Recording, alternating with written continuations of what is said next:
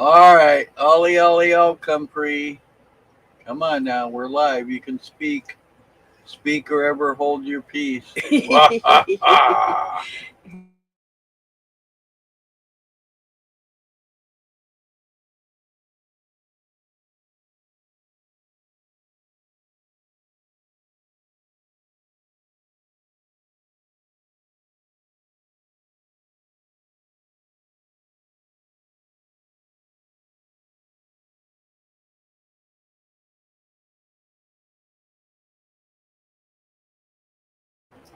Nubs, how you doing, man? Good to see you. You everything okay? Didn't see you this morning, so you know me, a big worry wart.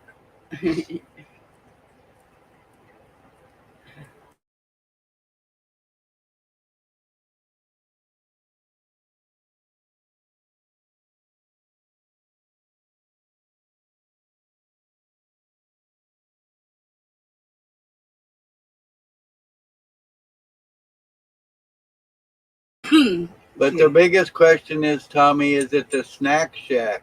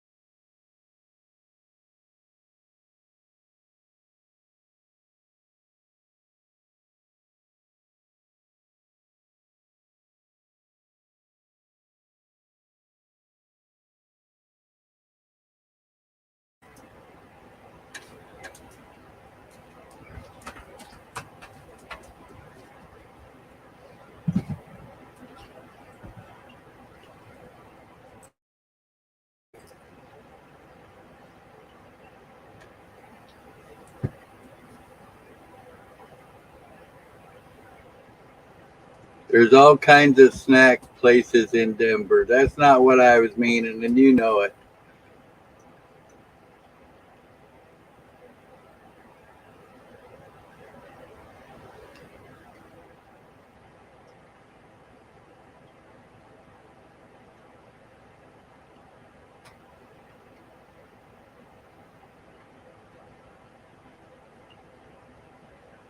Well, of course the pocket translates for him, damn it.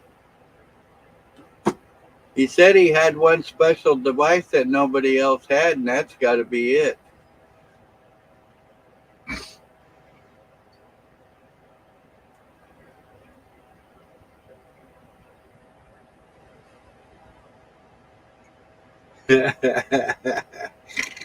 Yeah, that was pretty good, Tommy.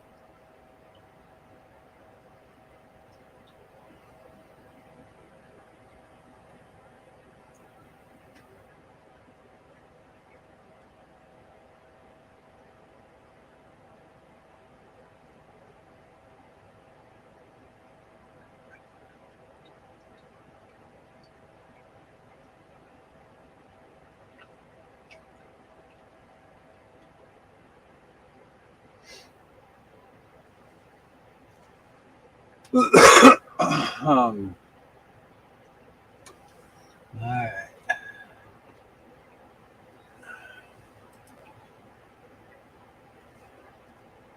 All right, come on. There says there's four people in here. One of you guys can come up here and be with me, damn it. Uh oh. My cup of noodles is showing. Oh shit.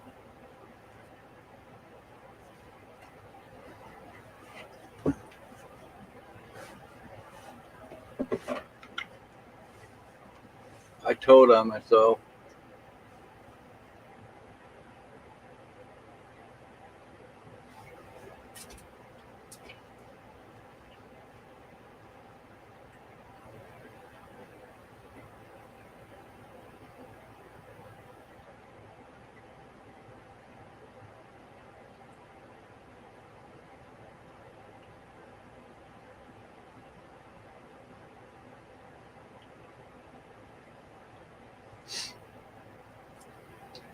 Yeah, I wouldn't think that stuff you could get at the gas station would be very damn good. I'd be scared to smoke it.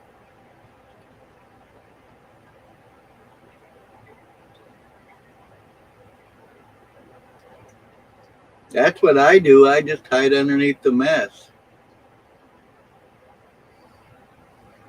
Gas station dabs are the best. Yeah, for what we won't say. To make you either brain dead or just dead, period.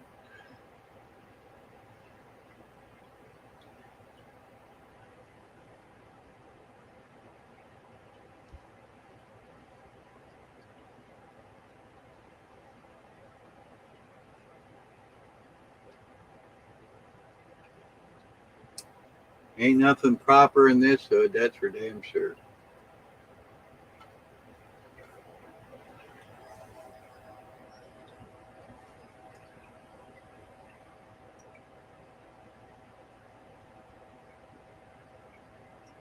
Yeah, it's spice. I hear that shit's pretty bad too. I think that's what Tommy was talking about this morning that people were all freaking out on.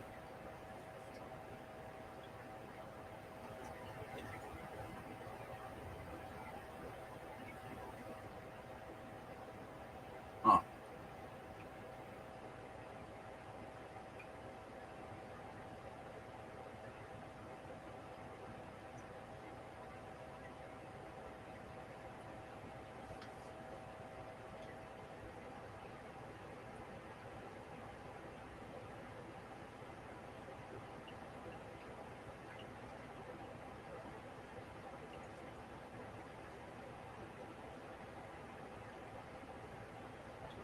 Oh shit, I forgot. I'm sorry. Spacing out over here.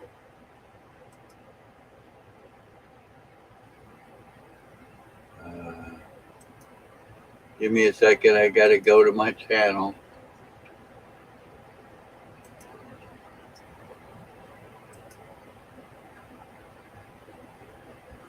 Oh wait.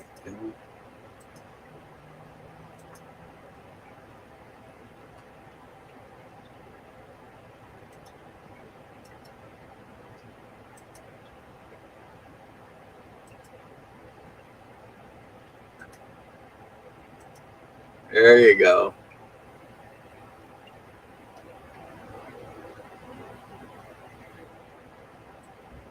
Yeah.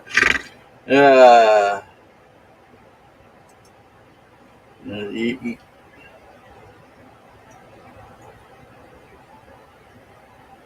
your troll shirt, huh? That's funny shit. Hey man. Hey. And yes, it was spice I was trying to remember this morning. Yeah, I remember that shit. Yeah, my friend's daughter that I was always like, man, if she was like 3 years older, you wouldn't be able to stop me. But she ended up smoking enough spice after I moved to Colorado. She fucking tweaked out on a coma or seizures or whatever spice was doing to people. It happened to her too. And that's when I knew that shit was getting everywhere because she doesn't fuck up with stuff like that. Yeah. I guess she was dumb enough to be smoking it, but because I mean, her mom used to get her weed from me when it was illegal. So it's like, why let your daughter smoke that crap if you were getting your weed from me? Yeah, some of that shit's pretty nasty. It is. It's all synthetic crap, and like I said, a lot of that shit came from uh, illegal drug creators trying to get around the legal loopholes of what specifically makes the drug illegal. They just changed the ingredients enough to be legal again, regardless of these new effects they slowly evolve into. Yeah. And let me I know if think I'm I ever hear cutting out, myself talking. I do. like It's in an weird. echo. Yeah, hang on. The only problem you should have for me is I'm going different distances from my router, so I might break up at some point. But my TV should be muted, and that's where the echo would come from if it was me.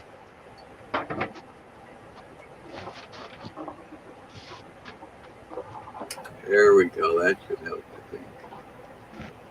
Yeah, I'm just going off on a cleaning tweak because Hang on, that's okay. my. What's that? Well, now I'm losing you. I'm trying to turn my headphones on.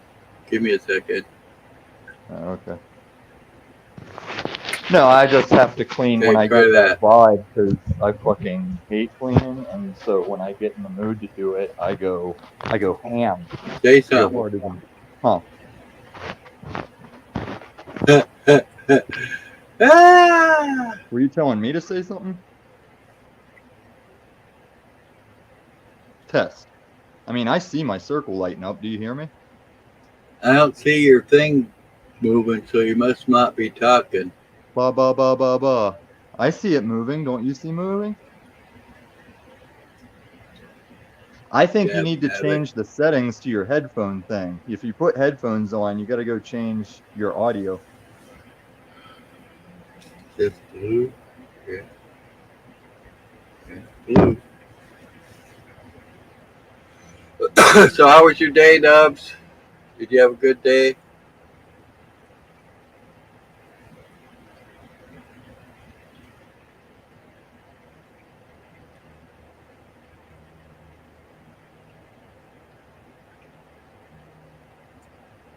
I'm not showing any new chat either. Can you hear me yet?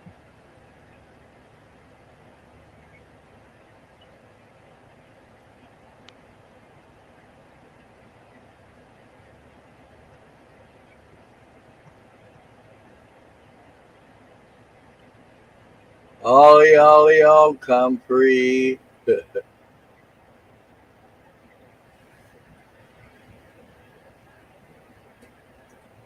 An eventful, that's cool. I changed audio to headphones.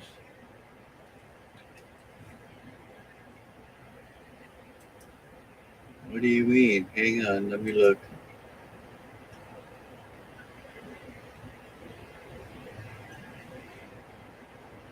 No, it says my audio's my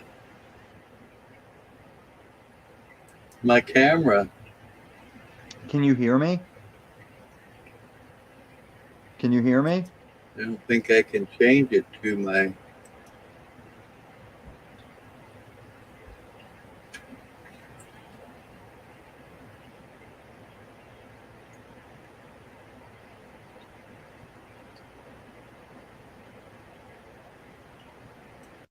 Try that. Did that help any?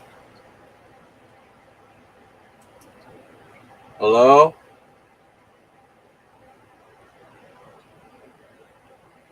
No, I don't hear anybody. I don't hear nothing. That's weird. Hang on.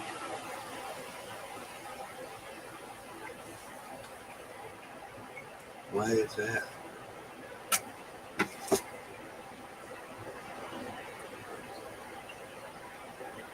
All right, try now.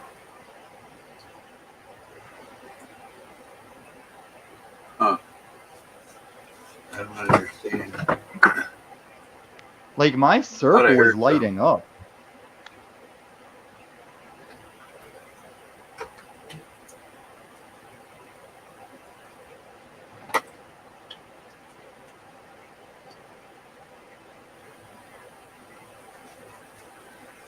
All right, I rebooted.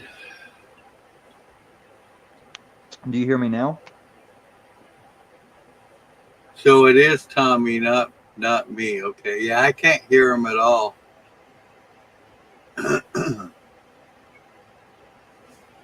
Here, I'll turn the speakers back on until I get you. Yeah, Wait, because what's that? you should be able to hear me. Damn it.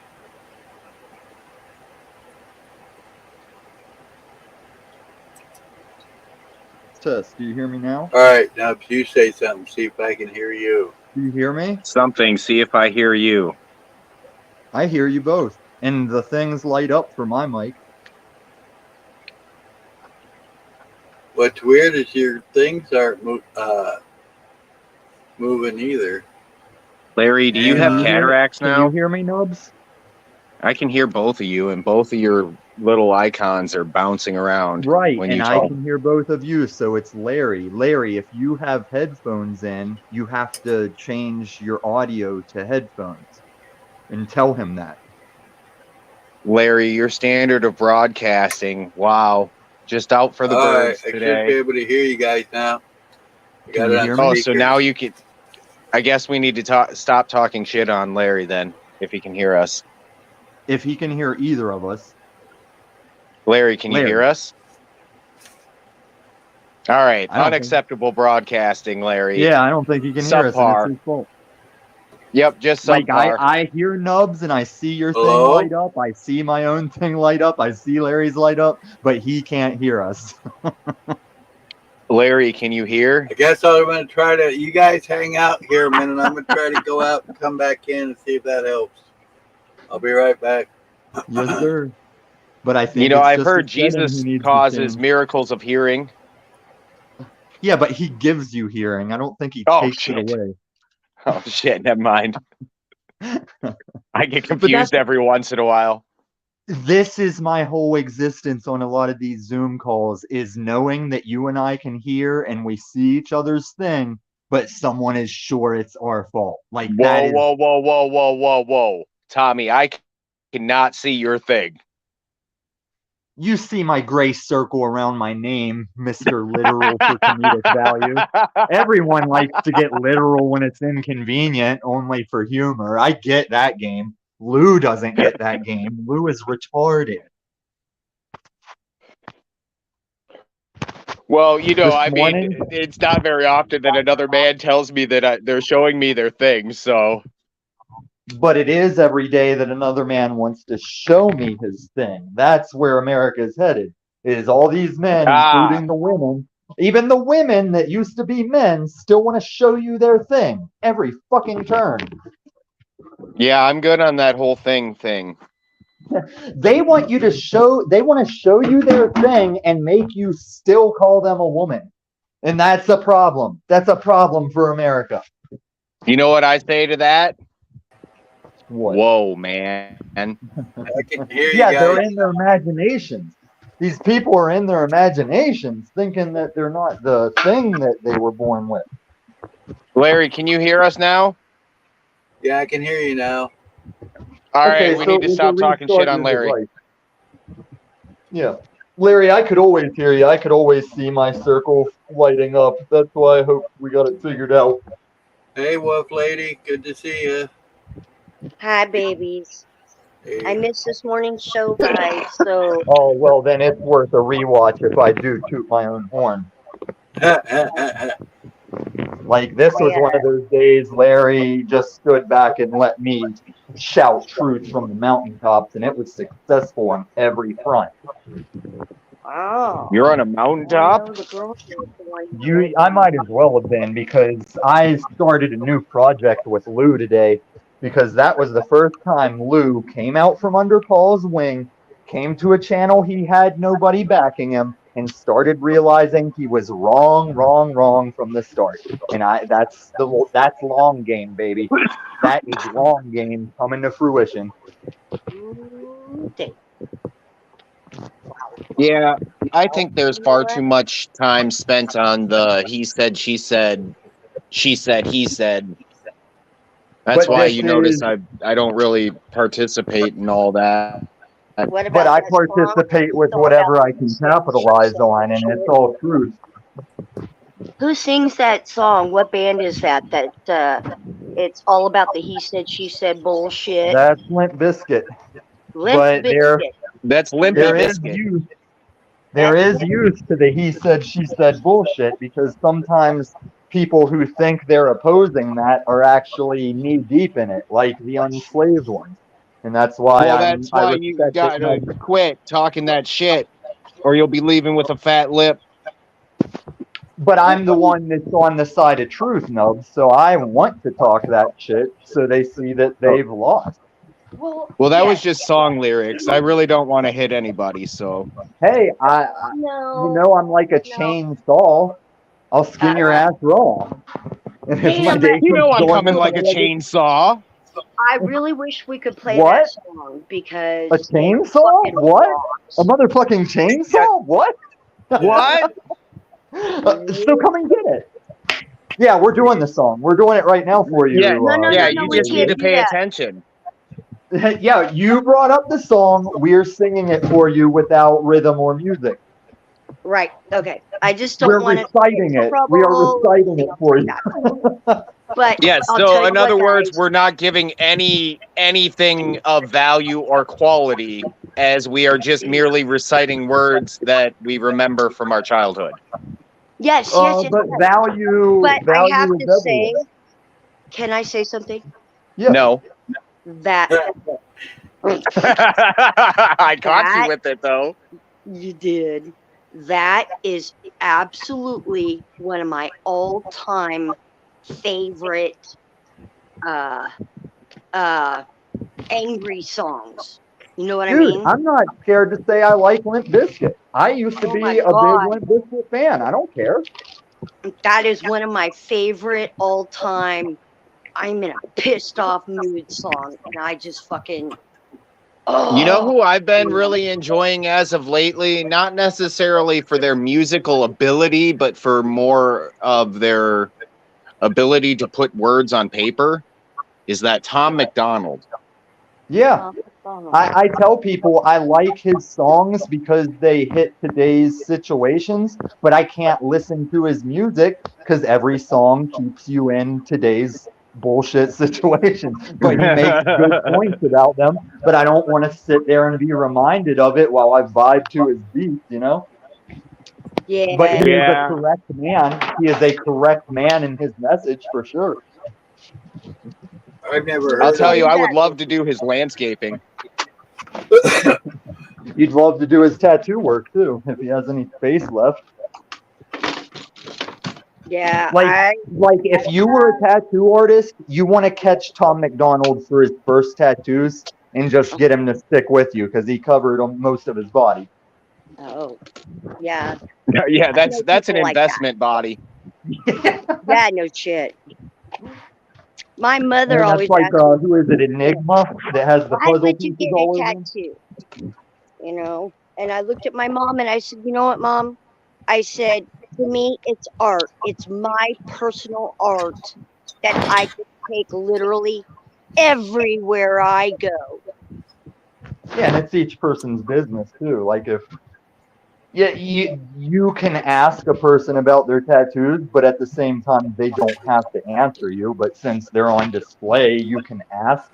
I would do it respectfully because even my tattoos really don't have anything to do with anybody else but me. But Exactly. Yeah, some my people get tattoos are tattoos all to personal. show off to everybody else. All of mine are personal. What See, the my fuck? favorite tattoos are going into a tattoo parlor, looking at the flash that everybody else has, and getting every single piece that is like worn from people looking at it type deal. Yeah, Yeah, that's why I'm so glad I didn't get tribal when I was younger because I did jump on that tribal train. And since I Oh, didn't yeah. actually get one, I'm so glad I didn't get one now. Well, all of mine are very deep and personal. And the guy who did it, his name is James. The guy who did it, he did my first 5.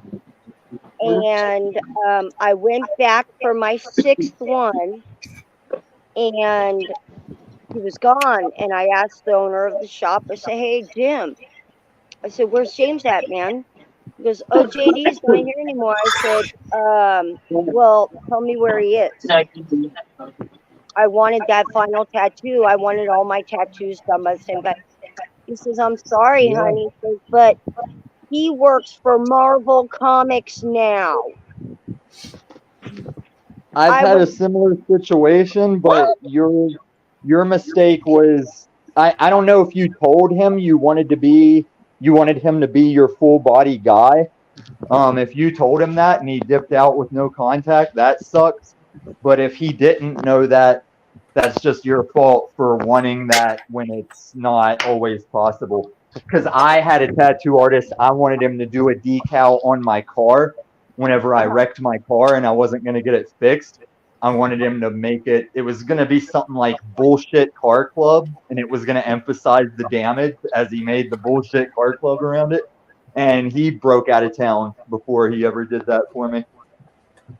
Yeah, see, it was after a Comic-Con convention. 5 executives and whatever went drinking, and they wanted to go to a bar that was kind of out in the middle of nowhere type thing, you know. And they stopped at the only bar in my town, well, the town that I lived in. And fucking A, man. Right next door to it was a tattoo shop, and these 5 guys, they drunk as hell, walk in, and they're like, some good work. And they started looking and shit, and they all got a tattoo by this guy. And they're like, hey, you know, you ever want to work for somebody who's going to actually more appreciate or you extend your artwork, let us know. And they gave him his business card, and he was gone in 2 weeks. Yeah, Shit, it all took of him 2 mine- weeks. That's one of the benefits to a job like tattoo artist is you can do it anywhere you want to go. There's going to be people that want tattoos anywhere you want to move to. I all would of say that's mine- really any good art. Yeah. I don't know. I've Well, bought tattoos. I've all never of bought art I mine- put on a wall. all of mine, I told him, I said, you pick the colors. This is what I want. Like my first one was a seahorse for my son. I wanted about yay big, and I only wanted it about 2 inches big, right? That's the first time I've ever heard a woman say that. If you get one so small, you lose detail. Yeah, but it's the motion in the ocean. Larry, Well, you better mute her. She's giving up all your secrets. I know. She said she Yeah, said but I'm only 2 inches long. She gave me an inch. Thank you, baby. And he could make a living. He could make a living off teaching guys how to sell the 2 inches if that's what he's done. He needs to share that right. All right, let me square this out now. My baby is packing, and that man knows what the hell he's doing. And Well, I only mean, if joke 2 about it inches as one is of 2 those guys. inches, then, you know, I mean, it is what it is. So, Yeah, man, that's why it's funny to get ridiculed by a 30-year-old virgin when it's like, dude, you don't know what I'm used to be calling daddy about. You want to say you're everybody's daddy? I only hear daddy from. There's 2 types of women in this world: women who call me daddy and women who haven't fucked my dick. Holy hell! Well, I don't you have a dog in you that are fight. a woman. Hey, You are I a woman that's never baby. been there, so but you sound like you know what I'm talking about. You sound like Larry's a daddy as well. No, that Woo! ain't. I mean, Baby, I know Larry has Baby, you gonna kids. intervene in here somewhere? Help me out, man. I Help you lost out. my. I'm gonna Maybe have to backing start you up. giving details if they don't shut up. No, I'm supporting Tommy? what you say. Tommy, you need to shut up now. I don't want to hear Yeah. details. That's a threat that I'm not willing to get into. But she doesn't Hey, realize hey, I'm agreeing. Damn it, baby! I lost my holder for my light. I can't find it. Find it for me. Ugh. You know the thing that always falls off the light thing? Which Oh, light? Lord. thing? This light His thing. light. Wait, you mean it always falls off as in your situation, or everyone that uses one of these knows that it falls off all the time? She knows what Well- I'm talking about. Oh, okay. I wondered if you were. Yeah. Let me tell you. I heard it fall down the side, but I can't see it. That sucks. Baby, That's turn what that she light said. off and use your cell phone. For what? No. to find the clip for the phone or the light. Larry, that's what she said. Yeah. It That's fell what- off on the side, and now she can't find it. See, I hope no she has ever said that because that sounds like a Bobbitt situation more than a that's what she said situation. I'll tell you what, that old man knows what the fuck he's doing 100%, and then Right, some. and his penis has never left connection to his body, has it not? That's what Mine I'm is a saying. traveling. It doesn't sound like that's what she said, unless she said we need to get to an emergency room immediately. Mine travels without my consent.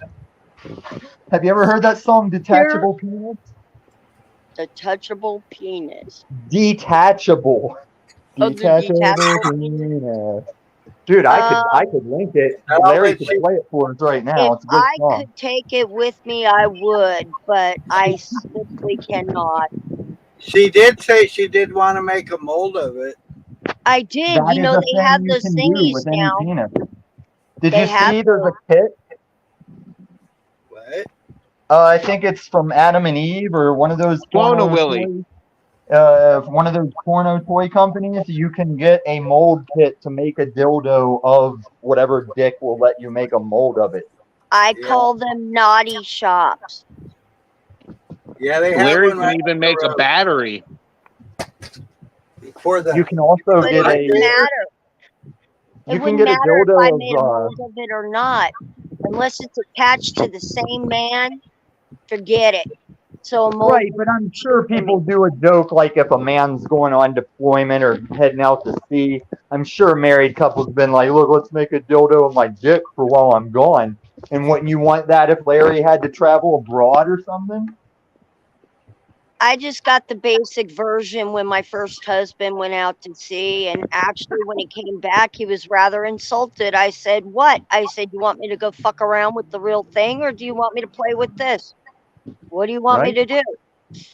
And he goes, I'm huh. not even insulted if Okay. I'm present for a woman to use a vibrator because I gotta work in the morning. So yeah, get at it. I'm taking Well- pictures. That's all I'm doing. I'm taking pictures or film or something. Well, let me tell you, he's ruined me for the rest of my life, because there ain't no man who has ever known me, done me, loved me, touched me ever in the way that he has. So he's Right. ruined me. Well, he didn't ruin you. He's the one for you. Duh. Like Absolutely. everybody in this world, there is someone that would be that. And we might not like that person. They might be a fucking joke to us. But between them and their other person, there can be that, even for Small Mustache, even for Paul Enslaved. I'll be right back. And the only catch is when I say I'm not looking for it, it can be right in front of me showing that it's that. And I'll say, that's nice, move along. Wasn't buying, why you selling? Yeah, well, Do you really I think know. it's just one? No, I let's just be think it's real. I think it's a lot of people, but I don't believe in the soulmate thing. I think soulmate also has a lot to do with when and how you find each other, because I am not the person right now that was out looking for love at another time in my life. I think timing has a lot to do with it as well.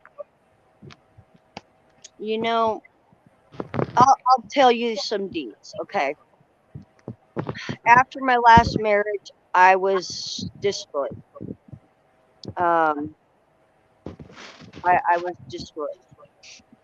And I said, nope, never again. I will never do anything like that again. I'll never get married again. I'll never get close to a man like that again.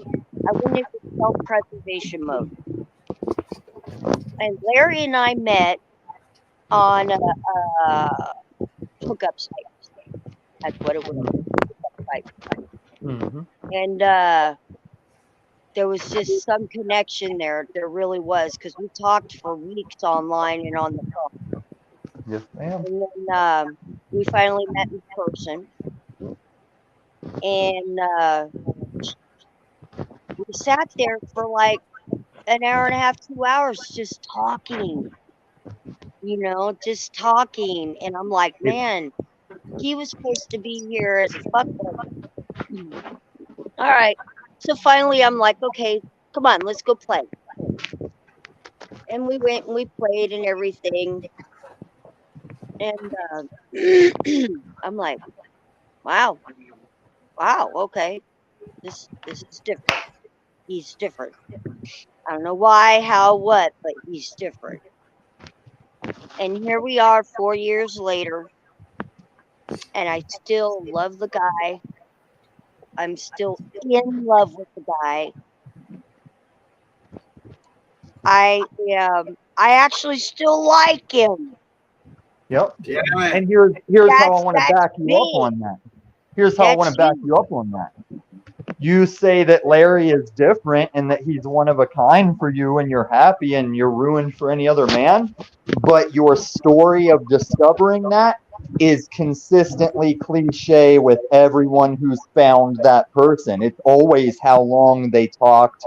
And it was like, even though that's cliche and retold, it seems to be that signal of like, oh, we're on to something now.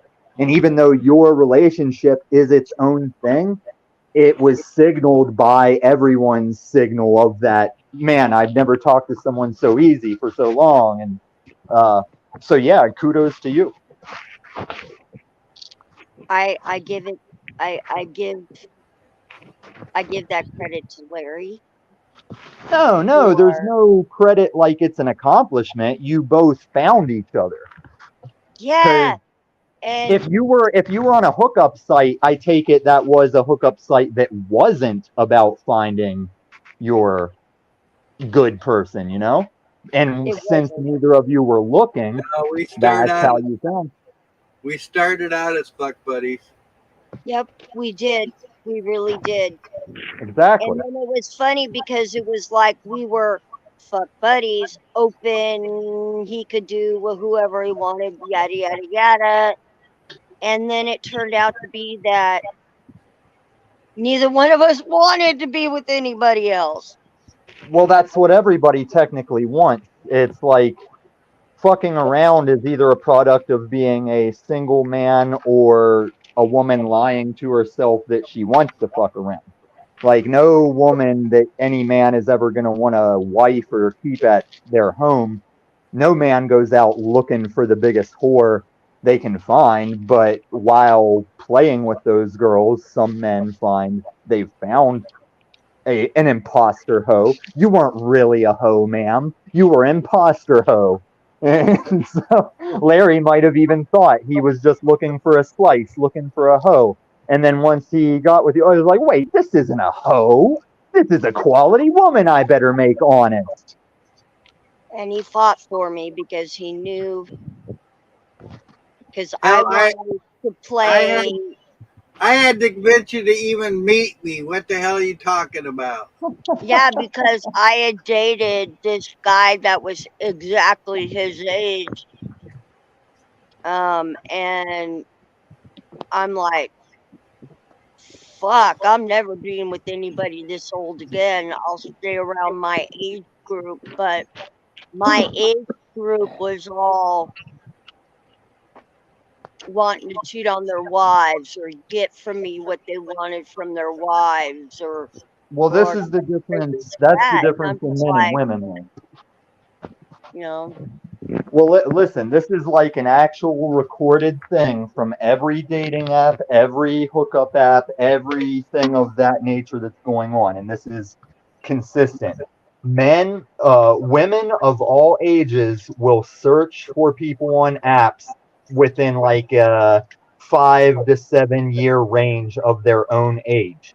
And all men on every app only search women 18 to 25 because there's so much truth in that. I'm not saying that's what was going on when you guys found each other on the hookup app, but all men want new, unused women to the best of their acquiring ability. It's what we find value in. We don't like some dudes messed up, broken situation he abandoned. Or just younger like she is. I mean, I've told her a lot of times she's boosted my ego, me knowing I'm 66 and she's 49.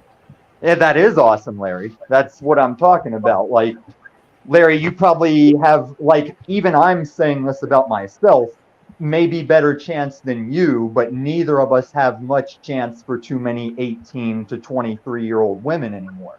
Right. So you're still doing good. Is what I think is funny is Mr. Unslaved thinks it's not scoffed at when he brags about being a 30-year-old guy with a 50-year-old girl living in his house, and he brags about like eating that pussy all the time. And I'm like, Paul, I'm happy you're with someone, but this is not braggable things to be broadcasting on the internet.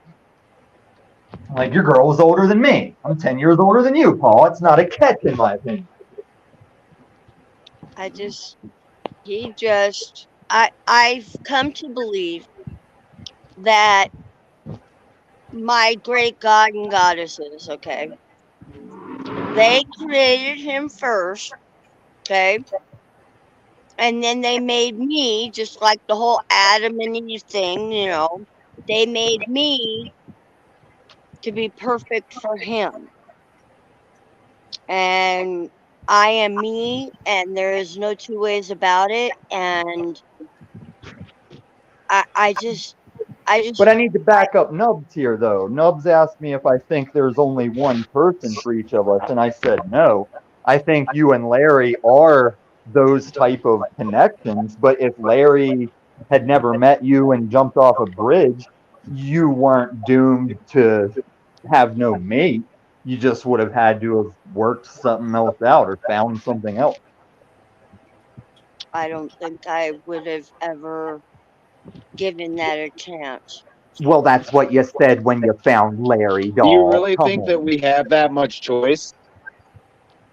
Yeah, I think these generations forget how many older generations just said, fuck it, we're going to do it because we should do it. It wasn't about soulmates.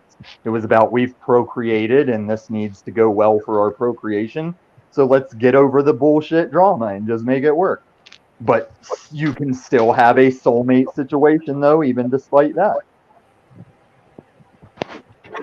I think I mean, you that got there to are remember different how kinds many of soulmates. societies. What? I think that there are different kinds of soulmates. Of course, Like it's all relative to soulmate who's for saying a it. lover, a soulmate for a best friend, and everything. And Larry fits the bill for everything for me. Right, I, Check all perfect. the boxes. So Check now that. let's crazy. take that word soulmate. Let's take the word soulmate and just trash it and say it doesn't mean shit. Maybe the problem is someone's not settling because they can't match what they think soulmate means, and they're gonna die alone because they were so obsessed with a bar that they wouldn't let anybody ever beat. Word or two, Like yeah. yeah, it's like it's all terminology, man. You can just, like, when I tell Paul I'm not a slave, it's like, yeah, I navigate this system we're in, but I'm not a slave to anyone. Now that I'm not relying on a paycheck, I'd say I might have said I was a level of slave when I needed a paycheck, but even then, I could have quit. I could have found a new job. So terminology, man, everybody's so hung up on terminology. It's like that's half their problem. Yeah. That's why I call flat earthers, if you're a flat earther and I become friends with you, oh no, you're a Discworlder. Because, like, flat earthers, that's like the sovereign citizen word everybody's shunning. It's like, well, you're going to have to change up all kinds of terms because you can't say retarded anymore, but retarded used to be the good term. Well, it's like an Well, that term only means a divot in the ground. retarded means lack of in Right, like flame in retardant. Or slow. electrical terms. Yeah, it's not flame retardant, it's flame Yeah, it mentally isn't electrical. handicapped now. Yeah. This is how I piss black people off. Because I don't believe in race, But a human has a lot of nerve. If you come to me and say, hey, don't call me colored, call me people of color, I say, shut the fuck up. Just shut the fuck up. I know that's what they started saying is people of color to be polite, and it's like, As opposed to colored people. We're going to switch it to people of color. That's leftist yeah, it's bullshit. still colored people, but you turn it around to make it sound more polite. I say people of melanin. Okay, you're people of melanin, and now there's not even a racial thing to it. It's like, oh, you have melanin in your skin. Thank you, person of melanin. It doesn't let me say the M word, that melanin word, the M word. I lack melatonin. How's No, that? melatonin is for sleep. You need melatonin to sleep well. Yeah, I Melanin know. is what's in your skin to be an M word, an M a melanin person. Oh, right. Yeah, That- people get butthurt way too easy. Way That too stuff easy. never worked on me. That melatonin shit for nighttime, that shit never helped me. Yeah, because you It never helped naturally me produce it, and if you don't produce enough and you take some, it can help, but it's usually better for kids. For Like kids. my friend used to give it to her daughter when her daughter was all wound up and she wanted her to go to bed. My friend, she was like her name was Nancy, and she was a lot like Nancy from that Craft movie about the witchcraft girls.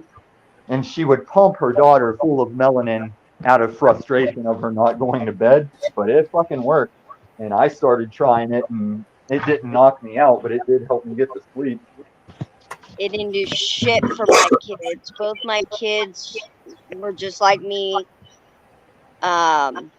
ADHD type thing. And do you guys know the term ODD? Attention deficit disorder? No, yeah, that's okay. That's ADD. ODD is oppositional defiant disorder. So you put hyperactive with defiance at its worst, and there are my kids.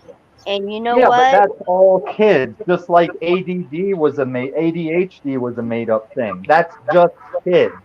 Like I never got Ritalin or Adderall as a kid because I just got my ass beat if teachers or Sunday school people had a problem with me. And so you were either a kid that shut up because you got your ass beat, or you were a leftist kid that acted out till your parents could do nothing but take you to a doctor who would say, give them these pills. And that's how the whole thing started. And you know what? It was so stupid. In kindergarten, I got a call from my daughter's school, right? And she was a little out of hand. She was pretty wound up. And she was in the nurse's office, and I came and got her. And they looked at me and they said, we are teachers. We are not babysitters. We are not But it here takes a to village. babysit. And your child is disrupting the educational process for the rest of the children in the class. I said, all right. And you know what they literally told me? Do not bring her back until she is medicated. But you also could have just corrected your kid enough that, like if my parents had a message like that from the school, they would beat my ass and ground me till they weren't getting messages from the school and my grades were up or whatever was going wrong. And some people let a doctor tell them to put their kid on medications and they just roll with it, you know? But like, Wait, you mean that if you punish your child for doing things that are wrong, they'll understand that they're wrong and not to do them? it sounds insane, Isn't am I that right? No, something? it Isn't it sounds crazy? fucking That's crazy. crazy talk. That is No, absolutely crazy talk. It would be much No, better to this is just what I put always kids said. on drugs. I always told Nubs, even in the unslaved days, that we were gonna be friends. Like I told you this would happen because I saw the real parent man that was playing games on Paul's show, just like I see Z being a legit dude playing games where it's not his channel. Because he knows if he does that to his channel, he'll ruin his channel. I always see who the real men are in this situation. It's only a matter of time. But yes, Nubs, we are being sarcastically funny. Because the first years I went to school, I went to a private school 2 separate times in my life. And the first one in, I think it was like 85, they could still whoop your ass. And your parents were like, yeah, whoop his ass if you need to while I'm gone. Don't call me while I'm at work. Whoop my kid's ass. And that was school, man. And like, we should have always had a level of that. Because I've seen 2 different videos of now teachers picking a kid up and dropping him on his head. And in each situation, I was like, I wouldn't prosecute. Like, fuck that kid all dropping N-words up in the teacher's face. I'm glad that teacher punched that kid. So what I wound up doing is some research, and I told them I am not going to medicate my kid just because you want me to. I've done some research, and this is what I've done with her the last 2 weeks, because she was home for 3 weeks. And I said, give her coffee at lunchtime. You give her coffee at lunchtime, she chills out. That's they literally started the Adderall effect. Giving her coffee and da-da-da-da. And she was great. She was wonderful. But then they missed coffee one day, and like an hour or two later, they were like, come get your kid. She's out of control. I said, did you give her coffee? I don't know. Let me ask the nurse. Well, they didn't give her coffee. I said, give the kid a thing of Why cup of couldn't coffee. you just send her? Why couldn't you just pack coffee with her every day then? Because you are doing a much cleaner version of giving her Adderall. Do you guys know why Adderall and Ritalin gets prescribed to kids? It's the same reason. It's the same reason people ask me if when I did meth, if it made me all sleepy and chilled out. It's because no, meth makes you hype and makes you get up and fix garbage disposals that don't need fixed if you're not careful. But with hyperactive kids, it will so over hyper them that there's nowhere left to go but chill the fuck out. You like whenever you put an oil fire out by using an explosion to put the fire out, you're in essence doing it. That is what meth used to do for me.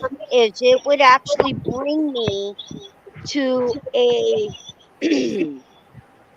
base, like where I was more workable. I could actually focus. I could do all that stuff.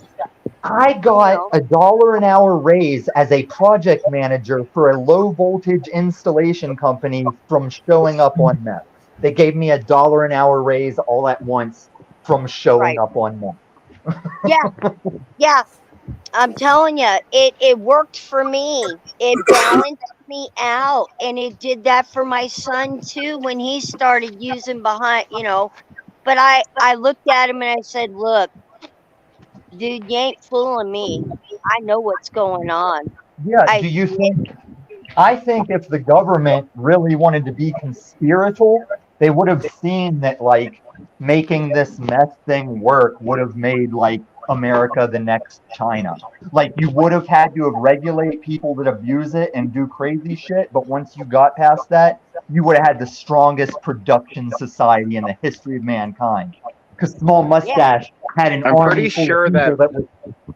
But now it's laced with all kinds of crazy crap, and it makes if it was people legal, go fucking you nuts. wouldn't. Adderall is not laced with the crap. That's why they let you give your kids Adderall. And the only reason the street stuff in any drug is risky is because you're never sure where that street stuff came from unless you are. I've had a number of my Go Fast dealers in the past that they all knew the source of where their shit came from, and I was always okay because I did due diligence for myself. But yeah, that's more of the legality talk. It's like you should be free, but like. There was definitely a world leader that tried this back in the 40s. He gave his entire population the ability to utilize that particular group of compounds. Yeah, and they almost took over the world. It took the world wars to stop him. Almost, yeah. I'll give you almost.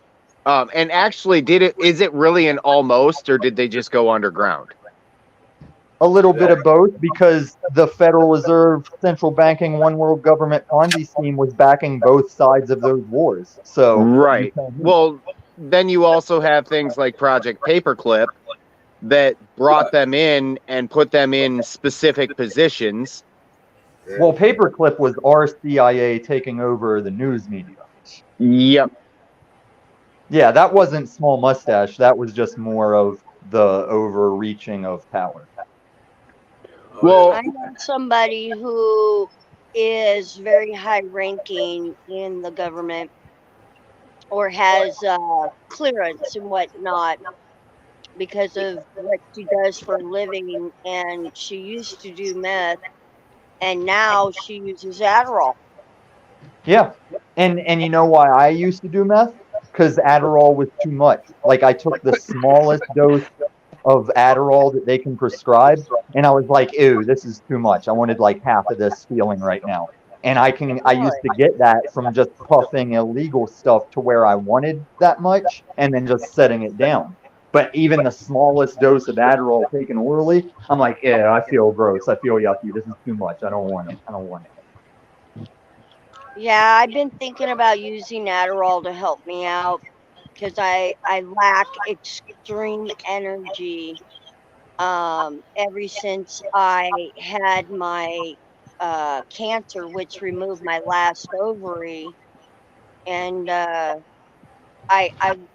was having really bad hot flashes and stuff, and so But I that might went be on like menopause. an estrogen type. Yeah, I was thrown into menopause because when they did my first hysterectomy, I begged my doctor, please leave my other ovary if you can, because I don't want to go on hormone meds.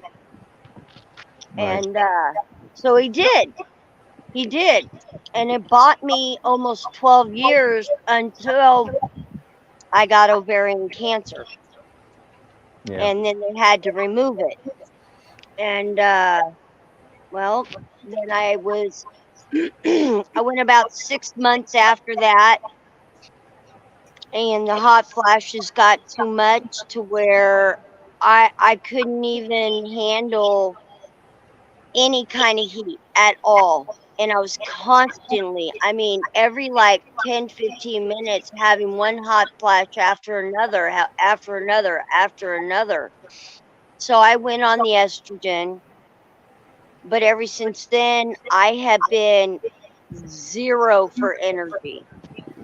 And that ashwagandha or whatever has helped.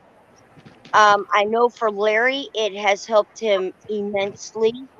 And I will say that it has helped a little bit, but for me, I'm still wanting to sleep 12, 14 hours straight, you know.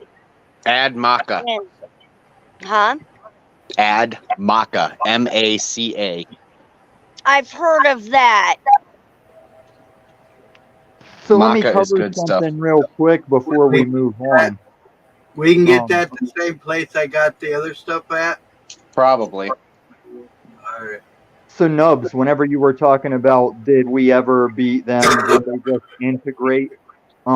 Very much so. Every war, from the Civil War to the World Wars, yeah, we never officially won any of them. We just integrated the South into the North, integrated the small mustache leftovers into our system.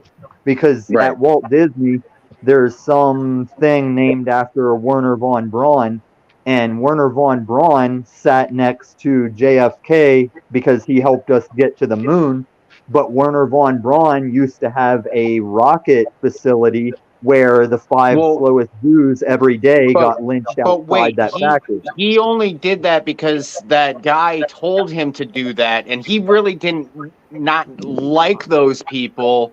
He was just told to do that. That's why he was okay. He was one that was okay No, because he no, no. really We, didn't we like split it. them up. I know you're doing the sarcastic thing, but you got to remember, unslaved children might view this one day and get confused because they're confused in their own house.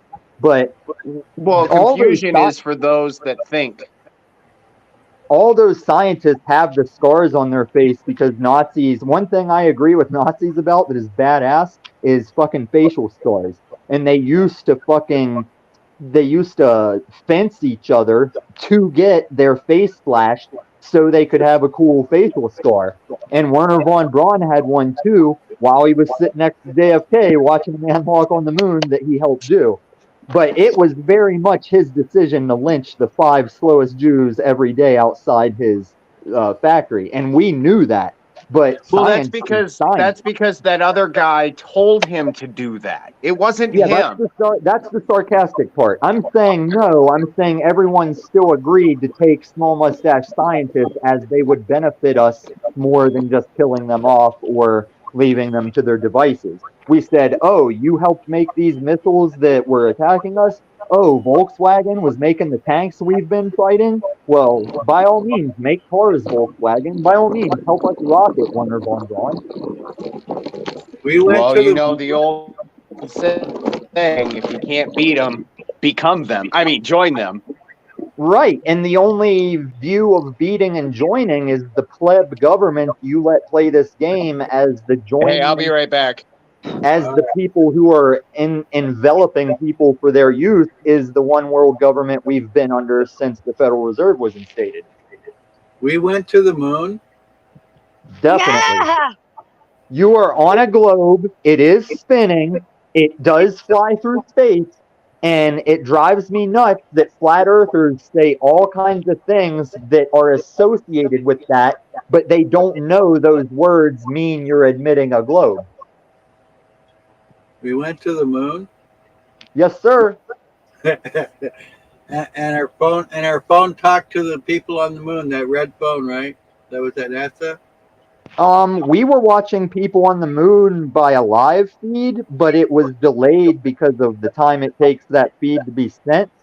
But that's why we had fake moon footage ready. It wasn't to fake that we were on the moon. It was to cover live footage when it's stuff they didn't want us to see. They threw in the fake footage. Oh, and how'd Yes. the flag wave? That's the fake footage. Then the footage where the flag looks like a cardboard thing stuck straight, that's real moon shit. Oh. Because real moon shit is the same astronauts dropping a hammer and a feather and it hits the ground at the same time on the moon, because that's how it is.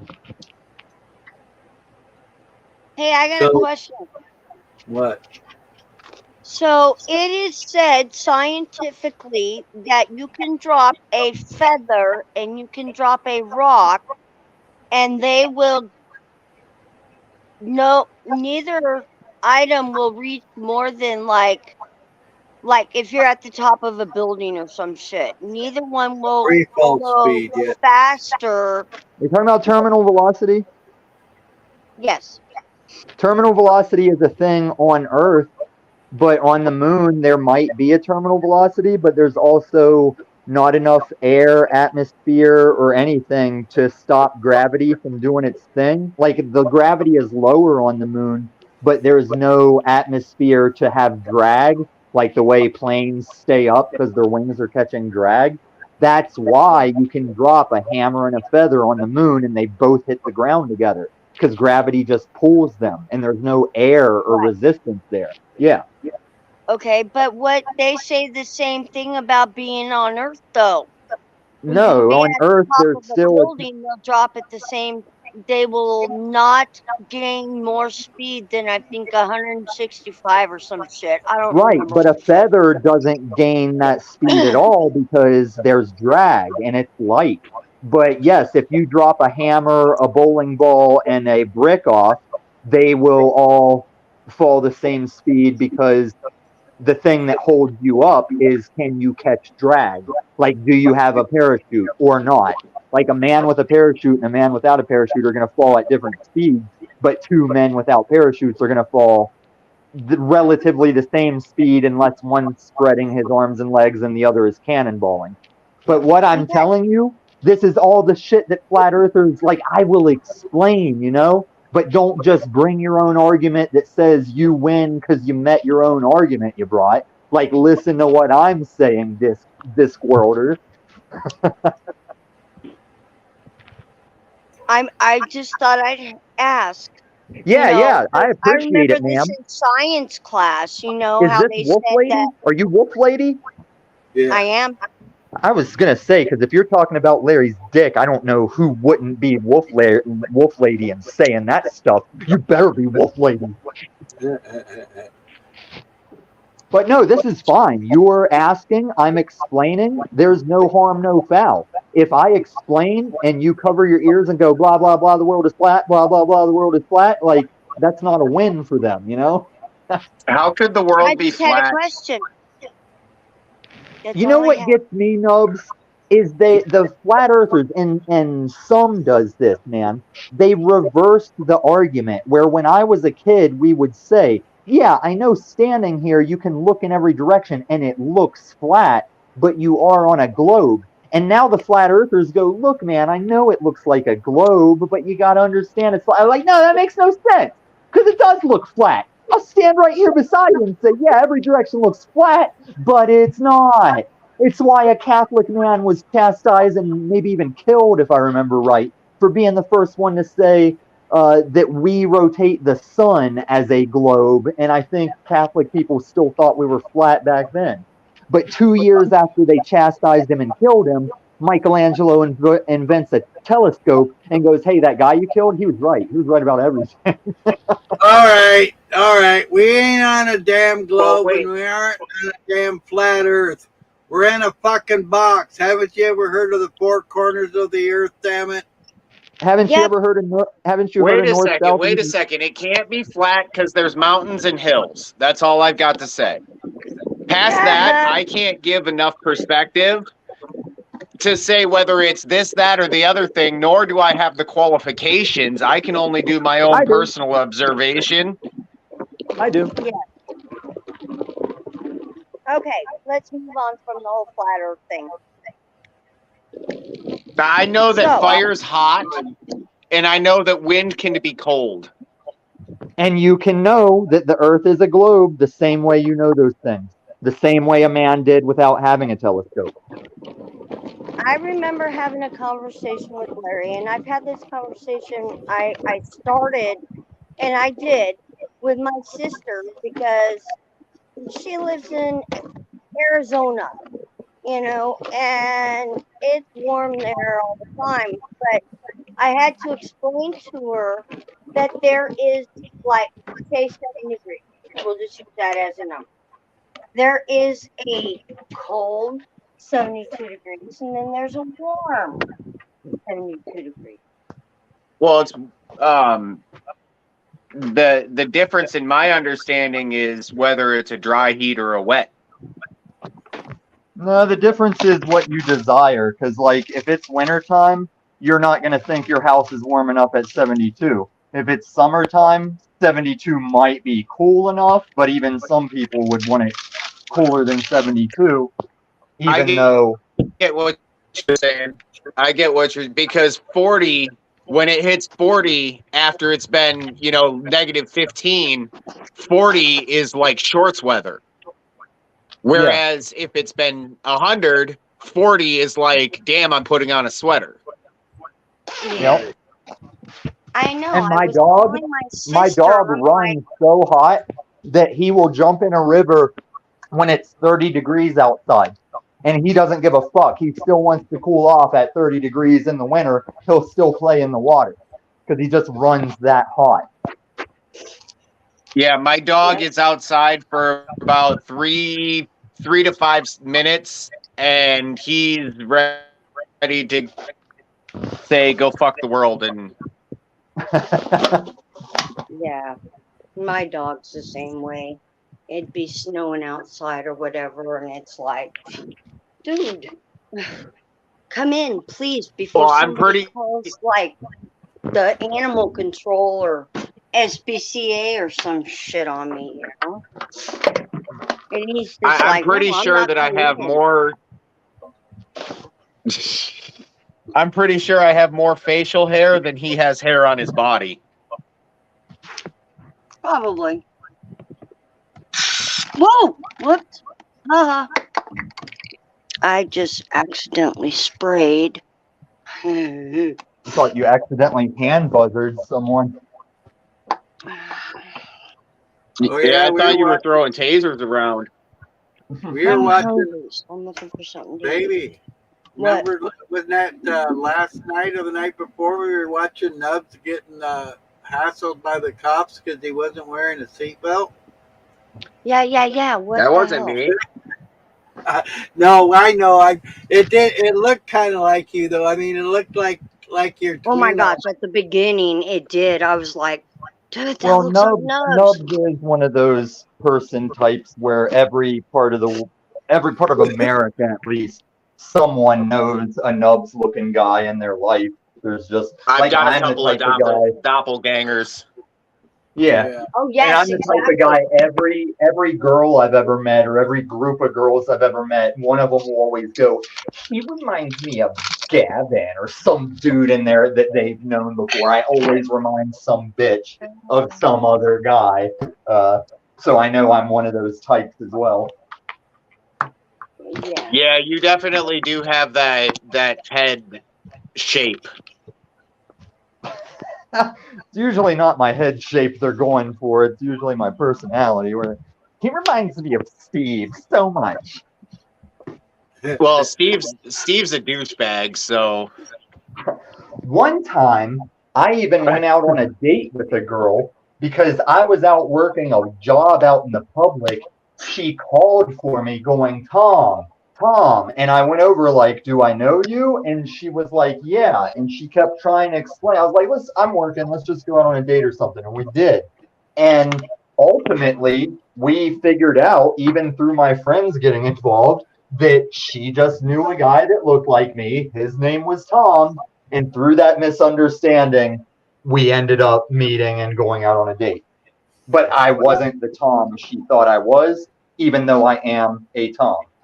So she yelled for me like Tom, and I came over like Tom, but I wasn't the Tom. These aren't the Toms you're looking for.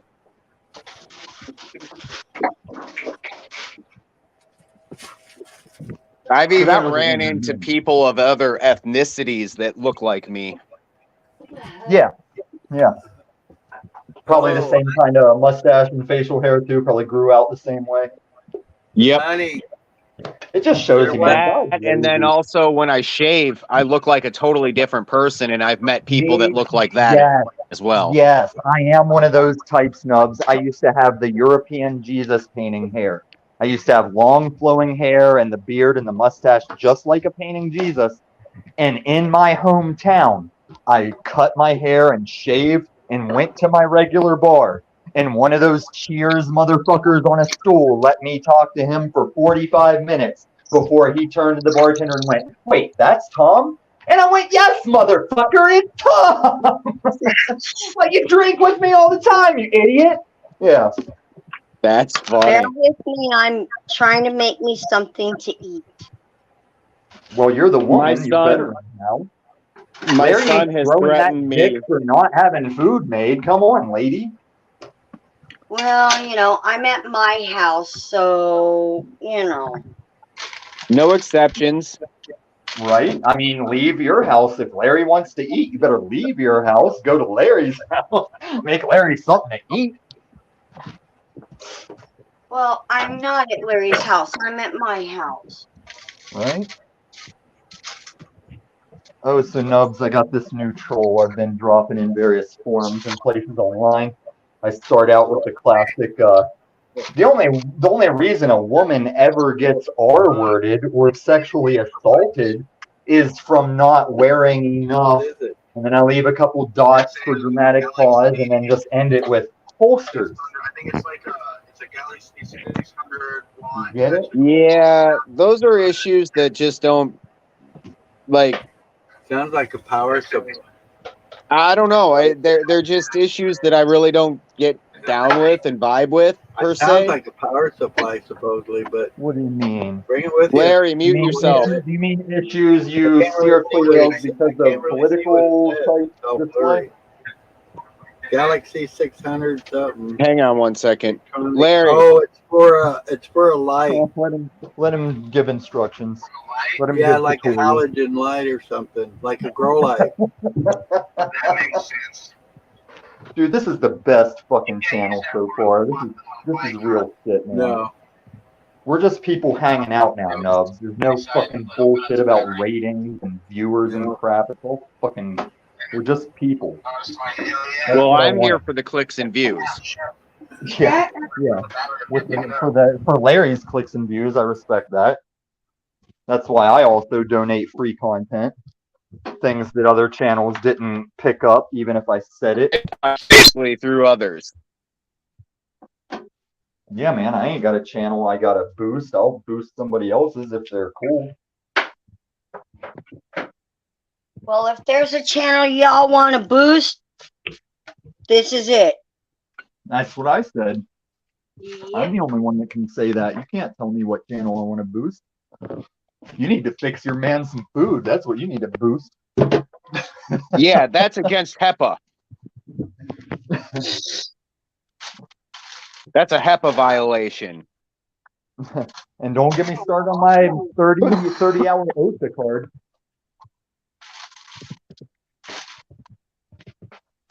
Yeah. Got to be expired by now. 'Cause I don't have jobs that require an OSHA card. I just threw my dog's ball, and he goes to go after it, and he turns around so quick, he smashes into the end table, and he looks at the end table like, "Are you really seriously sitting there?" And it looked like he wanted to take a piece of it. It was hilarious. Yep. Yeah, there's a video on YouTube about a guy's husky that's mad at his mom because a box fell on the husky and he thinks his mom like hit him with it. It's fucking classic. Y'all ever run into like a bookshelf or the wall or something because you're moving around so fast doing things and you turn around and you go bam and you're like, my excuse is I go, who put that there? When did that get there? Yeah, I've got Very worse than that. rarely does that happen to me. Being in the field of work that I'm in, I'm Yeah. very self-aware of my location. Yeah, I'm talking about like in the house or something. Well, I've I'm also saying- been in those type of jobs, and the only times I've ever hit my head on job sites is because my hard hat was blocking my vision from seeing I was gonna hit my head. That's exactly what I'm saying. It's just like when I was doing solar design and installs, the only time I've ever fallen on a roof is tripping over a safety rope as I was stepping over safety ropes on a roof. Safety ropes on a roof worked are on top retarded. of the. Well, Larry's in the worked solar on industry, the they're fine if you Seattle don't. Space Needle. Yeah, I've been on the Depending on road. where you're working, you might be required to have those safety ropes. Yeah, I've been on the roof of the Space Needle, Nice. and it's weird No, because on the The way on the you get around it, in the solar industry, they invented a new kind where it operates like a tape measure. So your slack is coming up as you move further toward or closer to your link spot or further away. It's like retracting like a tape measure. So it's not like laying excess on the roof while you work. And then I forget what device then it's like a seatbelt where if you would fall off the roof and it senses that it's spinning out fast, then it catches. Right. That I'm definitely not saying it's stupid to be clipped in. I'm saying safety ropes Right. themselves. They're old Yeah. technology. Right, and that's how I tripped and fell on them because of the old technology. Just sprawled all over the roof. Right. yeah, Right. that was one thing that was really stupid about on top of the Space Needle is they had this ring that's on the very outside of the needle that you had to attach your safety line to, but that metal ring was perfect trip height. And so, Larry, were That's you awesome. doing a job, or how did you get on the roof of the Space Needle? What were you doing? Were you just doing hardcore parkour? Kitchen exhaust systems. Okay. He was up there getting high. Why Yeah. wouldn't you once you're up there? He was definitely high up. No, I'll tell you, man. The few times I went up there, every fucking time the wind was blowing, you could feel that fucking needle sway about 50 feet each way. Oh And yeah. it never did it. It never did it unless I went on top of that fucking roof. Every time we'd clean the grill and shit and the hood, it would never sway. But every fucking time I go on that roof, that motherfucker would sway back and forth like a bitch. Yep. The last tree that I cut down last year, we rented a boom, and the wind, it wasn't supposed to be bad that day, but I'm telling you, every time I was up in that boom, we would get that one gust that would come through, and it'd be just enough, like, needless to say, I'm not a big fan of climbing trees to make money. Yeah, no shit. Shit, there was a few buildings we'd have to go up fire escapes to get to the kitchen exhaust fan, and those damn lag bolts would pull out 3 or 4 inches from the damn wall. I got up about 3/4 of the way and said, "Fuck that, I ain't going no more," because by then they were coming out 4 and 5 inches, and I knew they were only 6-inch lags. Yeah, fuck that.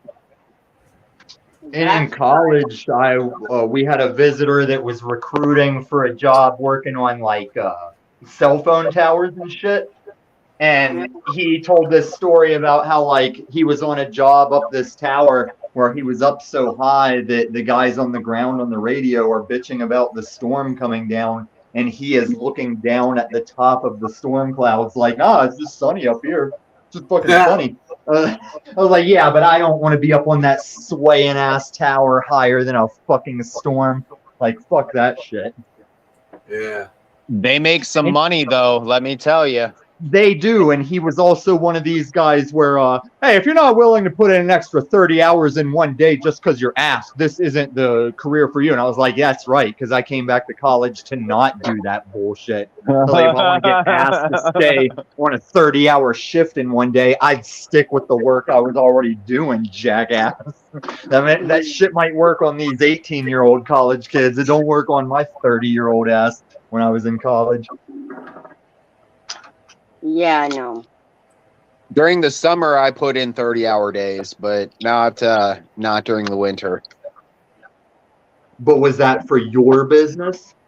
Yes.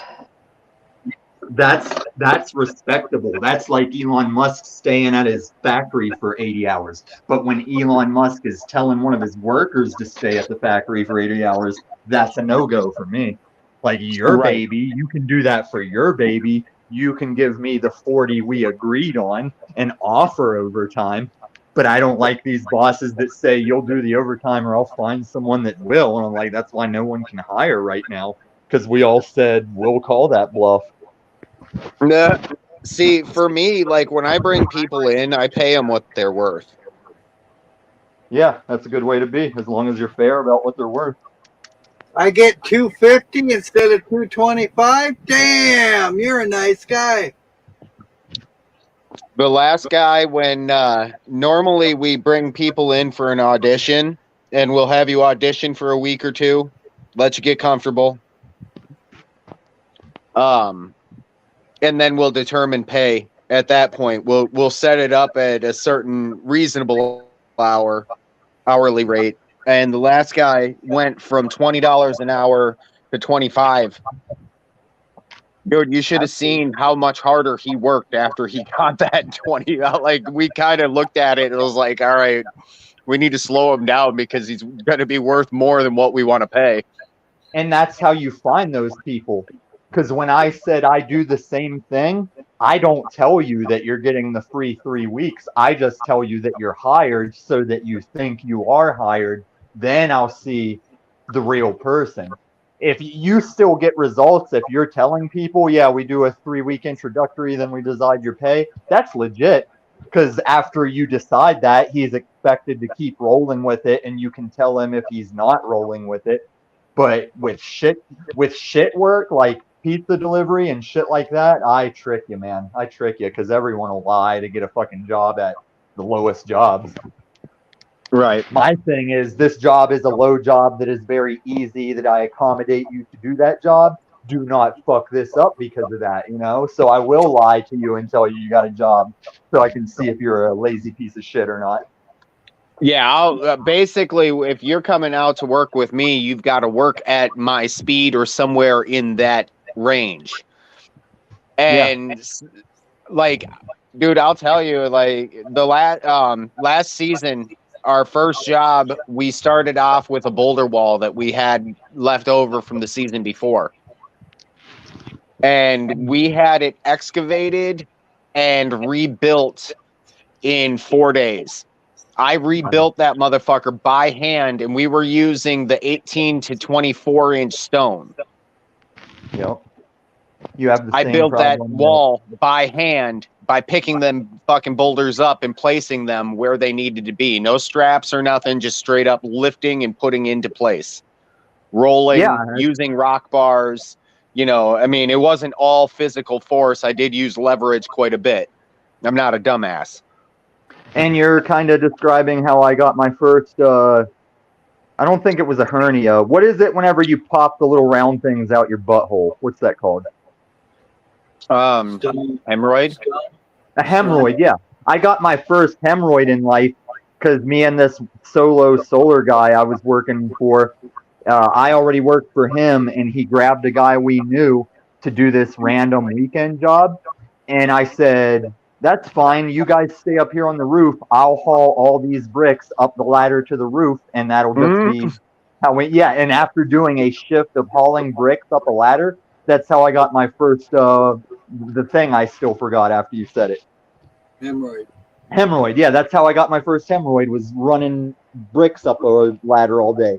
Because when you do a solar system on the sleds, it can be taken off the roof because you're not mounted to the roof, but those sleds need bricks holding the panels down. So we did a job like that on probably the most expensive house I ever did a job on. It was in Boulder. But yeah, the problem that you and I share, Nubs, that my mentor going up Domino's had to work me out of, is once I did become a general manager, he came back to see how I was running the store, and he was like, dude, you got to learn how to sit back and manage this. He's like, you're jumping up getting things done when you need to make your people get those things done. And I had to learn that. Like, I see that when you say you did a whole rock wall on your own. I'm like, hey, new guy, help me get this rock wall done. No, we didn't have any extra labor on that job. Like, I intentionally did it by myself. Yeah. And that's your baby. That's your business. And we don't I always wouldn't have. use the bomb. Basically, what it was we had a bet between me and my business partner. And, well, I won a bet. So, Yeah. Well, and that's the funny basically, thing about the solo solar guy I worked for. We had days where it was like, look, you're still on the clock. You're still getting paid for today. I can't find my crack pipe, and my wife isn't acting like she knows, and I think she might have found it, and she's just acting cool because she already has my crack pipe. Long story short, we got to find that crack pipe in my house today, and that would be the shift. yeah. Where did you guys get your batteries from? What are you talking about? For the solar, where did you get the batteries from? Oh, not everybody uses batteries. Some people get a solar system that they're just plugged into the grid, and they don't even have the backup batteries. But as far as grid tie then? yeah. And in city limits, even if you have a battery backup, a lot of city regulators make you still be tied to the grid. There's a lot of complication and regulation to it, but Isn't that so there is no backfeed into the power grid if there's an outage? well, that's why you would want them not to be connected, so there wouldn't be the backfeed. But I think they want you to be connected so they can use the backfeed as a reason to get up your ass. When it's like you would have been perfectly happy not being connected to the grid. But since they made you, now that backfeed is an issue if someone's trying to repair the grid and you got backfeed going into it. Yes, Right. it is So an now issue. you have to charge more to put in safety equipment, and there's more maintenance. And that's where the smart meters come in. The smart meters are so they can tell people in Texas, hey, your AC can't go below 80 because of global warming, you know? So that's what the smart meter is going to do, is lock you down. Well, you know what that word smart means, right? Yeah, yeah. And there's a way it could be smart. If it wasn't being used tyrannically, it could be a smart meter, but they're using it to fuck you in the ass. Well, all I'm still technology here, could be just so you used. guys know. What? Technology is much like bullets. It can be used to save, or it can be used to Yeah. secure, or it can That's be called used to. amoral. What's that? That's called amoral. It's just like a sword. It's like, well, it depends on who's wielding that sword. It's an amoral thing. Right. But a sword which Right. is made to cut people up and kill people, that's not evil. Because you might be a good guy using it for that.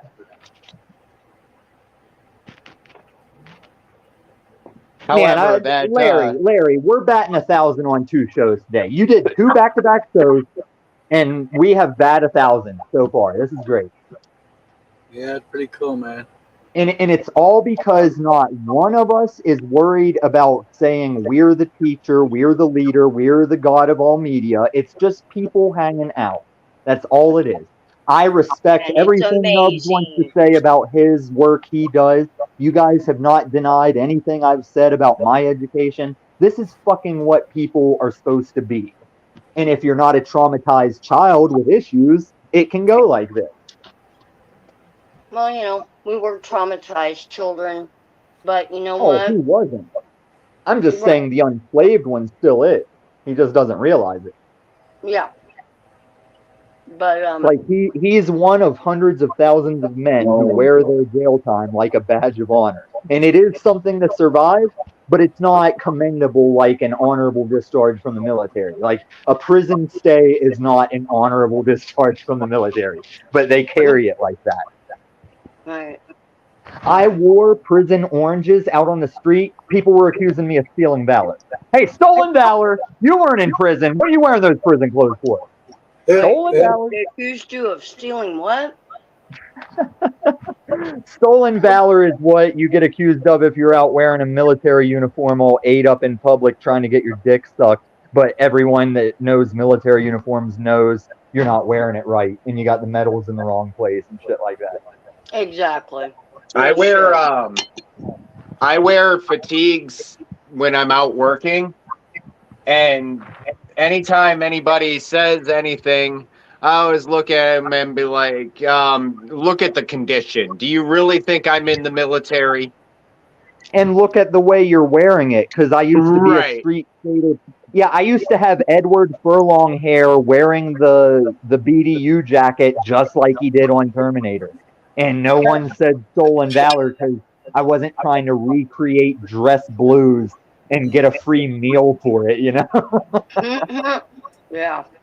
And actually, my BDU jacket had the name of my friend on it who gave it to me. I was like, yeah, this is my friend. That's his name. I respect my friend, you know? No one accused a kid of stealing valor. I'd wear that shit today and dare someone to say it. I'm like, dude, I'm wearing jeans. This thing's unbuttoned. It's got a t-shirt with like a band on it underneath. What do you mean stolen valor? They don't even Well, the use way this BDU I look at camo it is, style. the camo that I wear is the digital ones, and I got them at a really good Oh, okay. price, and they work very well for what I use them for. Yeah, because Yeah. that's why the military made them that way, because it works well for the same use when you're out in the Yep. field shooting at people. No shit, right? But yeah, I use mine, I them- like. I use them during the winter as my outer layer when I'm doing snow removal, because they're somewhat water resistant and they're phenomenal for the wind. Yeah. Dude, in my adult life, I wish as a kid I understood that layer system and how complex it is, but how convenient it is to get it right.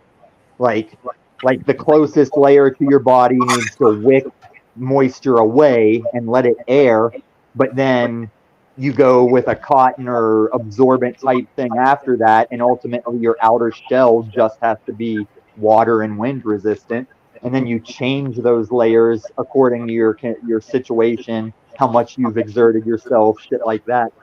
Exactly. You know, the stuff that I really like is the Under Armour technology, and it's also found Columbia makes it, and Yeah.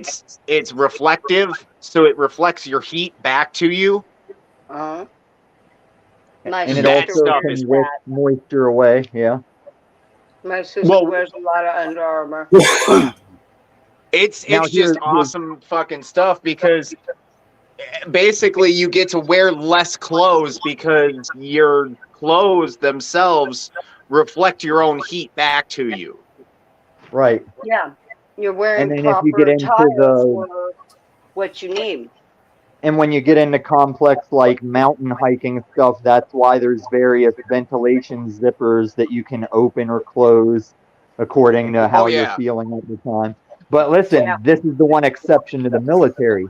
They have to stay away from the Under Armour type stuff because in Iraq, if you got IED'd or firebombed while you're wearing Under Armour shit, the surgeons have a lot of trouble getting that shit out of your skin when it's melted to you. So they pretty much stopped wearing Under Armour shit for that reason. But just working and layering, it's still great. Well, see, like that's why they have military issue. You know, when you're in there, military issued attire simply for the fact of all of that. You know. Well, they do, but you also have a level of freedom of what, once you're enlisted and you're out at war and shit, you have freedoms to modify to your liking.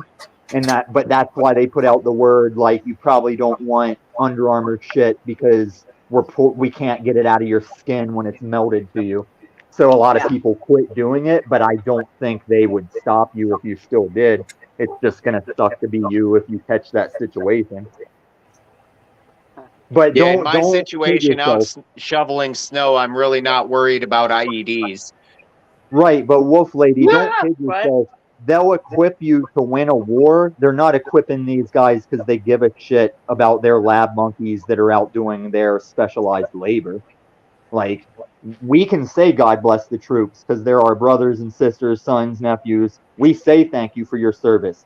The people that command them, it's specialized labor we can expendably send at danger to an extent. And you The have to be dogs of very, war, soldier, sold to die. you have to be a very special ops to get given a shit about, and they will still, if need be, let you die for something. Oh yeah. Because those special ops guys, the ones you see with YouTube channels and shit now, they talk about how they are their last support system. All the special ops families support each other regardless of what the government does. It's your dad died beside my dad, so I got your back at school, you know? Our dads died together on that helicopter. For the rest of my life, you can come to me. And the government won't even do that for them. Yeah. The governments, we're just a number. They're just a number. You know, they don't give a fuck about it. And that's because government is LARPing when we've been a one world government since World War I and World War II when they started the central banking world banking Ponzi scheme. This is what they don't let you know, that they have let you believe this stuff. Even when Paul rants about the government, I'm like, yeah, that's part of the plan is you keep thinking government this, other nation that, and they don't exist because the same money has backed the wars. Yeah. And like I said, we're going to have an event, and this event is going to make us all really compatible with going ahead and going cashless. Whether we know it's bad or not, we're going to be encouraged in the near future. I would say in less than 2 or 3 years, we will be encouraged to go cashless. I wouldn't be surprised if it was over the summer it happens, because they know in the summer, all the stress they're causing right now, people aren't out causing trouble and rioting because it's fucking cold. But they know in the spring, people might want to go out and cause a ruckus, and they're going to let it happen, just like Kaz or any other time. I heard something's going to happen in 2 months. Yeah, anytime after March, if you ask me, anytime after this March, I'm open to it happening. And that's because there's dates set on the crypto I'm in, on the stocks that I'm playing. Like, there's dates set where it's like, look, somebody's got to shit or get off the pot, or this ends acknowledged or it ends on purpose. But either way, too much world money is at stake, and all eyes are on the SEC and on the American stock market. And it has to be resolved, or no one's going to have faith in any system of anything. Now, let me ask you this. Who owns most of that? Who owns the controlling majority of what we're talking about? It depends. There's two like, companies mainly. As far as what we can prove and show receipts for, it's about 6 major companies that own everything. But as Right. far as the biggest, richest families in the history of Game of Thrones man's history, you don't really know, because they're not stupid enough to have their name out there. They're not stupid Right. enough to have world leaders know that they're answering to them. It's all compartmentalized. Have you looked into any of this Ohio business? I know it's as crazy and on purpose as everything else in the last 3 to 4 years we can say is too Yes. crazy to not be on purpose. Yes, it is. Did you hear about the fireworks display that happened in Ohio as well? I'm talking rather cryptically, so if you don't understand what I'm saying, please. Right, it didn't have to be on fire, and they set it on fire. Is that what you're talking No, about? no. I'm not talking. I'm talking about within the 100-mile radius of that. There Are you talking was about food processing plants? Let's not be cryptic, because Larry doesn't give a fuck. I don't give a fuck. Let's not be cryptic.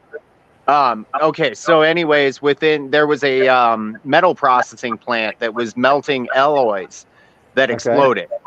Well, that's all well and good. And then there was another situation where the if I remember correctly, it was the senior staff of that company that was on an airplane that just happened to crash.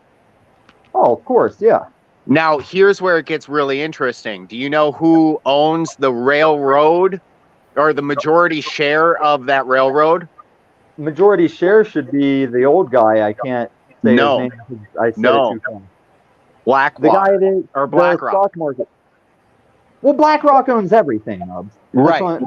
But BlackRock is also one of the people that's on the run because of the stock market thing. Like, they're Right. tied up in that as well. Well, the thing is if you look at if you follow, that's what you really got to You're follow robot. to follow the crime, right? Water bottle. Yeah, but it's not going to take you past BlackRock and Congress, but it can take you to BlackRock. No. and But Congress. what I'm saying though is all of these situations in Ohio, and even more than just the Ohio situations, they all tie back to BlackRock. Like the thing about Netflix being owned by BlackRock. But Okay. you were agreeing with me whenever I said all these events are very much on purpose. You were agreeing, right? Oh, they were definitely very much so on purpose. Okay. Absolutely. I heard your words. Your words were agreeing, but like the inflection was like, wait, but we agree, right? Because the inflection threw me off. No, yeah. They're definitely on purpose. Yeah. And what I'm saying is the reason I'm saying that is there's too many things that point directly to, like, for instance, the whole White Noise movie. Right. Well, that goes with the Faustian Literally deal. describes what goes on. Right. There's more than just The Simpsons. The Simpsons really has nailed all these things over the years, because I don't think it's like future soothsaying. I don't think it's psychic people. I think it's the classic Faustian tale of making a deal with the devil, and you have to broadcast what your intentions are, and that's Yep. how they broadcast. They create a movie that says we're going to do this, and then they do it. There was a movie, that Outbreak movie. The Outbreak movie covered a lot of the COVID stuff. The Trainwreck movie covered a lot of this Ohio stuff. Yeah. I'll agree But there. the thing that the four of us have in common in this panel is we're all four old enough to remember a time that America didn't walk into stupid shit like this. We had leaders, even though it was still the World Banking Ponzi setup, we still had nations and leaders that had some kind of logic, some kind of like, yes, this is still for the greater good. And now it's obviously just for some assholes to maintain power as we transition. They saw that they couldn't keep this fiat system because of people getting into crypto. So as soon as they saw that, they realized their time was limited to hold the power. And that's why all this is happening, to transition to crypto, but still leave them power. Well, anytime that you take, I mean, let's be honest. What's his name said, "I don't care who rules the country, just give me its currency, and I'll rule it all." And well, Obviously, yeah, very paraphrasing, paraphrased. but you're right. That was the Rothschilds. Yes. The Rothschilds were the Jews that started the federal banking Ponzi scheme. So when Hitler hated Jews, it wasn't just that they were Jews, it was he knew Jews were starting the Fed that he wanted out of Germany. So he did do horrible things to the Jewish people, but him, JFK, and Abraham Lincoln, all three agreed, no Federal Reserve if you can help it. And people forget that shit. Yeah, if you look at history and actually understand history, there's a lot that does not make sense, but there are a lot of these wars where specific things have been said that really kind of make a lot of sense. However, with our current understanding of things and the way we're propagandized to say, oh, well, this one's bad and this one's good, well, you go to the other country and that changes. So if you change the perspective, the teaching changes, and therefore the outlook changes.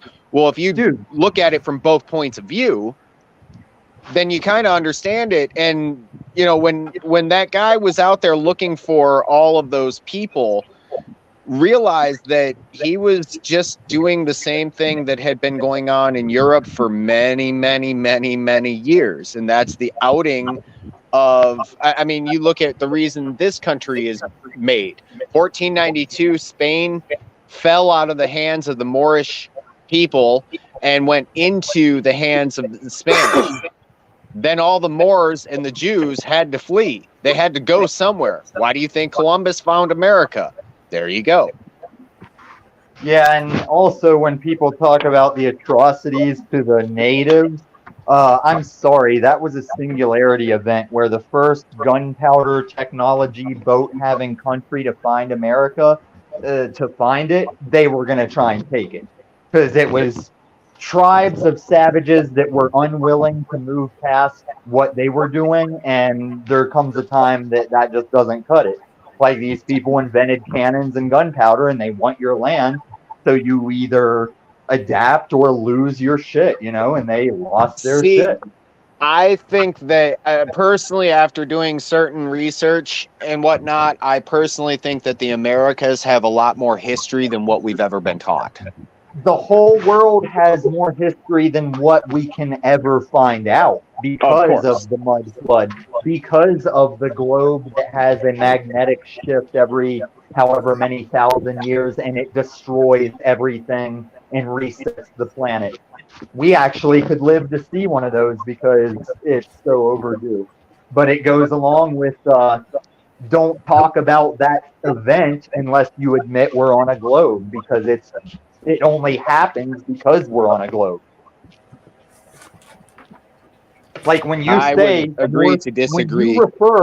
When you refer to north, south, east, and west, that is a globe, because the north and south are poles, and the east and west are the travel around those poles. It implies globe. It is not like a four-cornered square map, or you could just say left, right, front, or do the starboard, bow, fucking boat commands for it.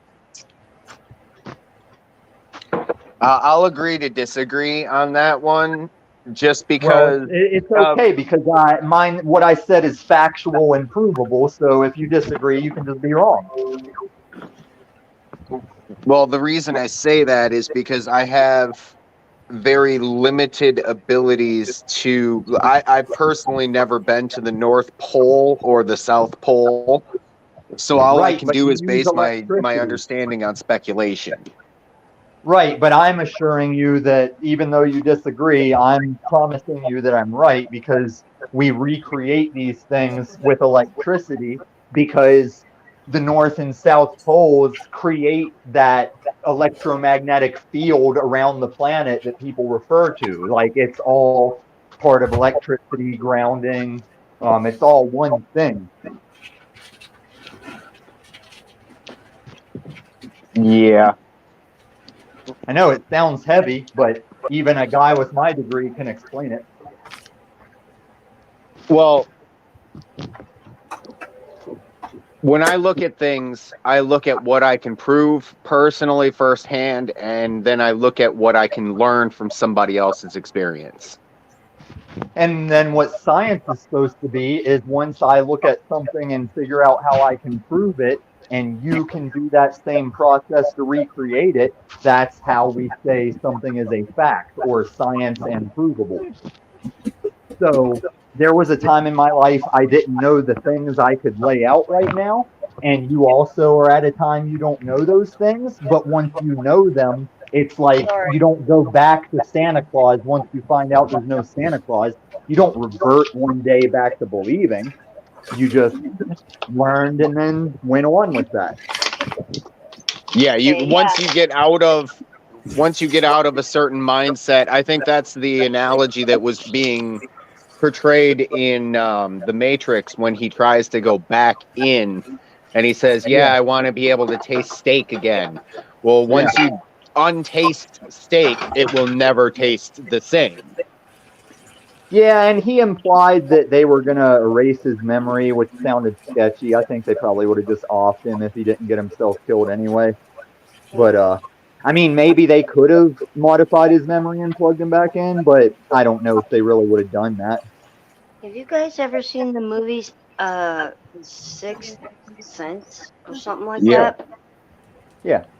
Yeah, that was and then you would pull down your eyelid, your lower eyelid, and there was those little dots, you know, to show how many times you had been remade or Oh, wait, was that the AI movie or the Sixth Sense?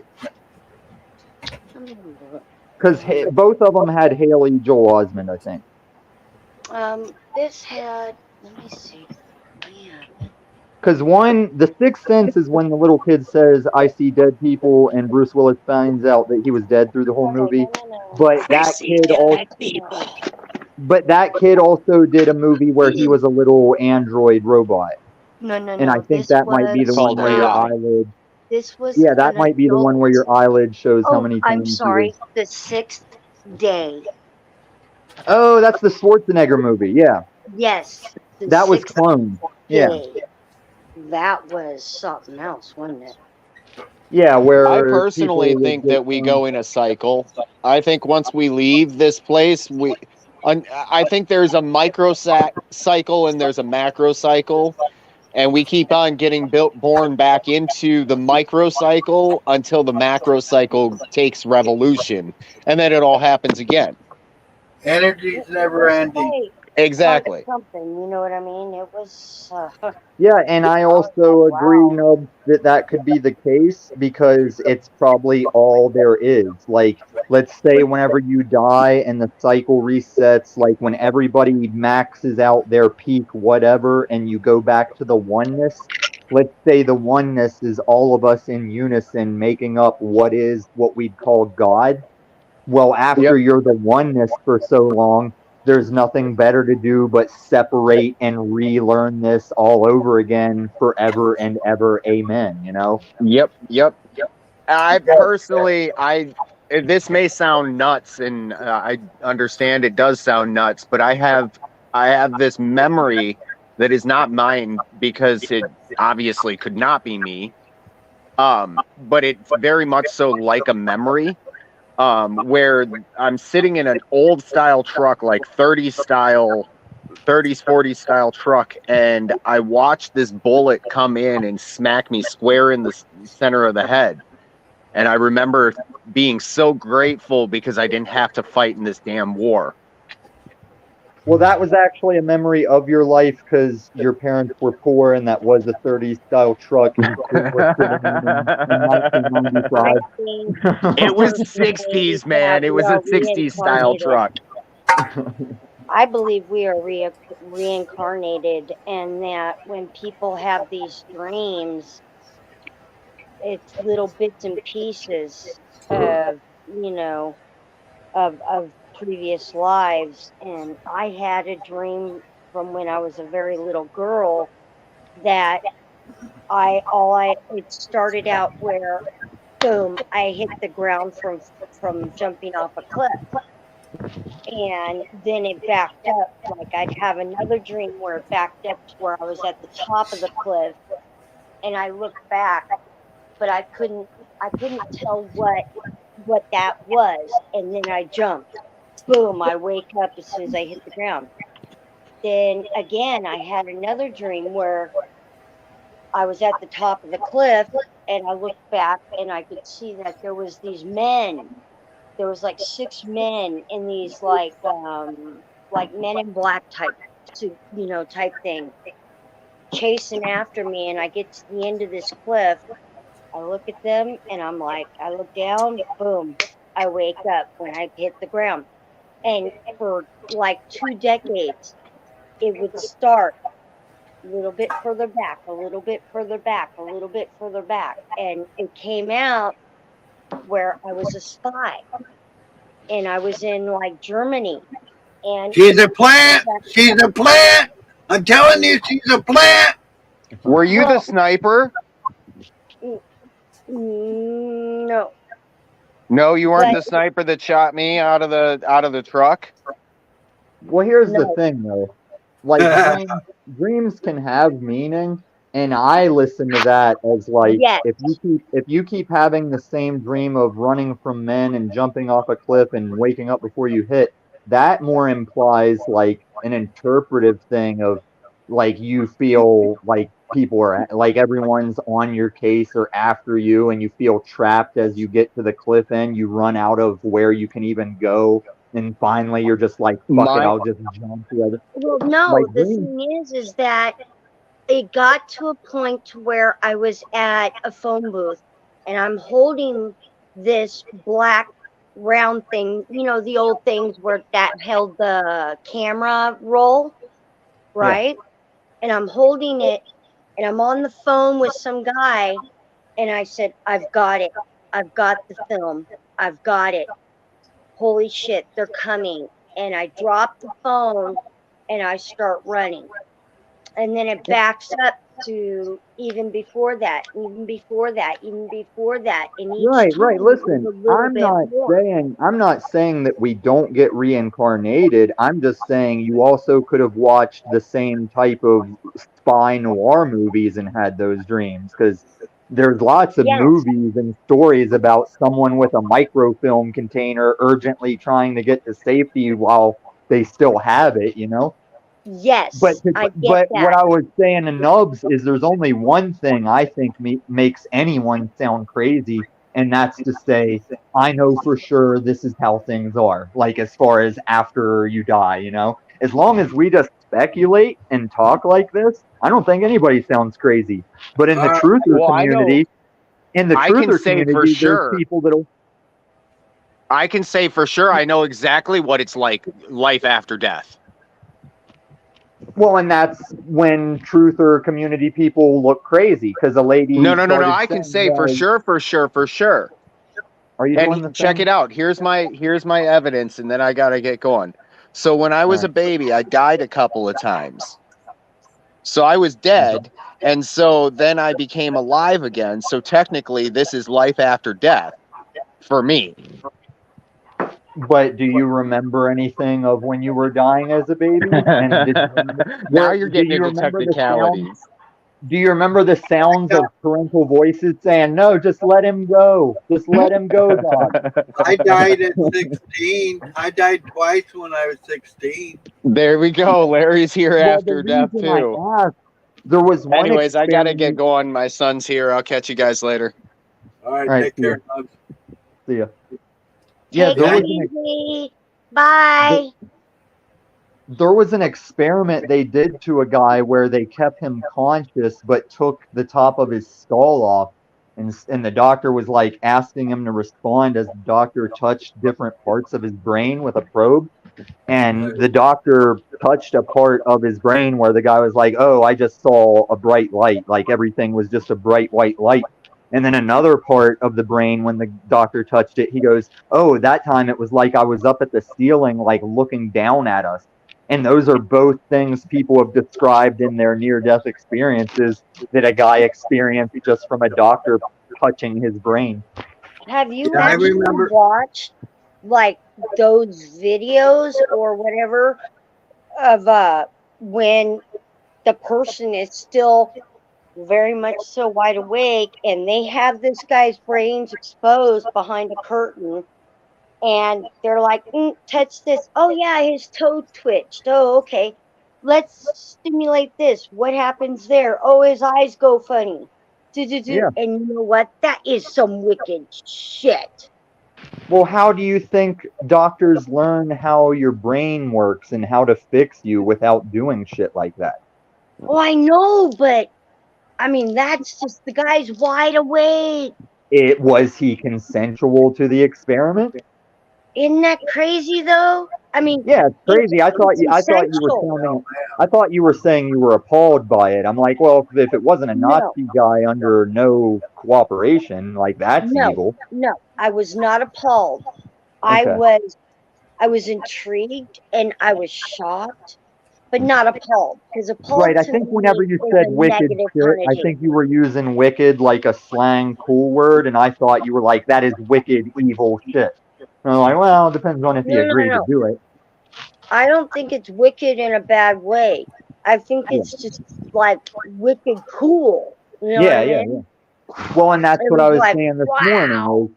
There's electric signals that happen inside your brain, and there is a thing to humans that no science, artificial intelligence computer can be. It's like that's why it's still valid to have faith in a god or some kind of afterlife, because no one has proven why we are these weird fucking creatures that we are compared to all these other creatures that will operate like clockwork if we weren't here.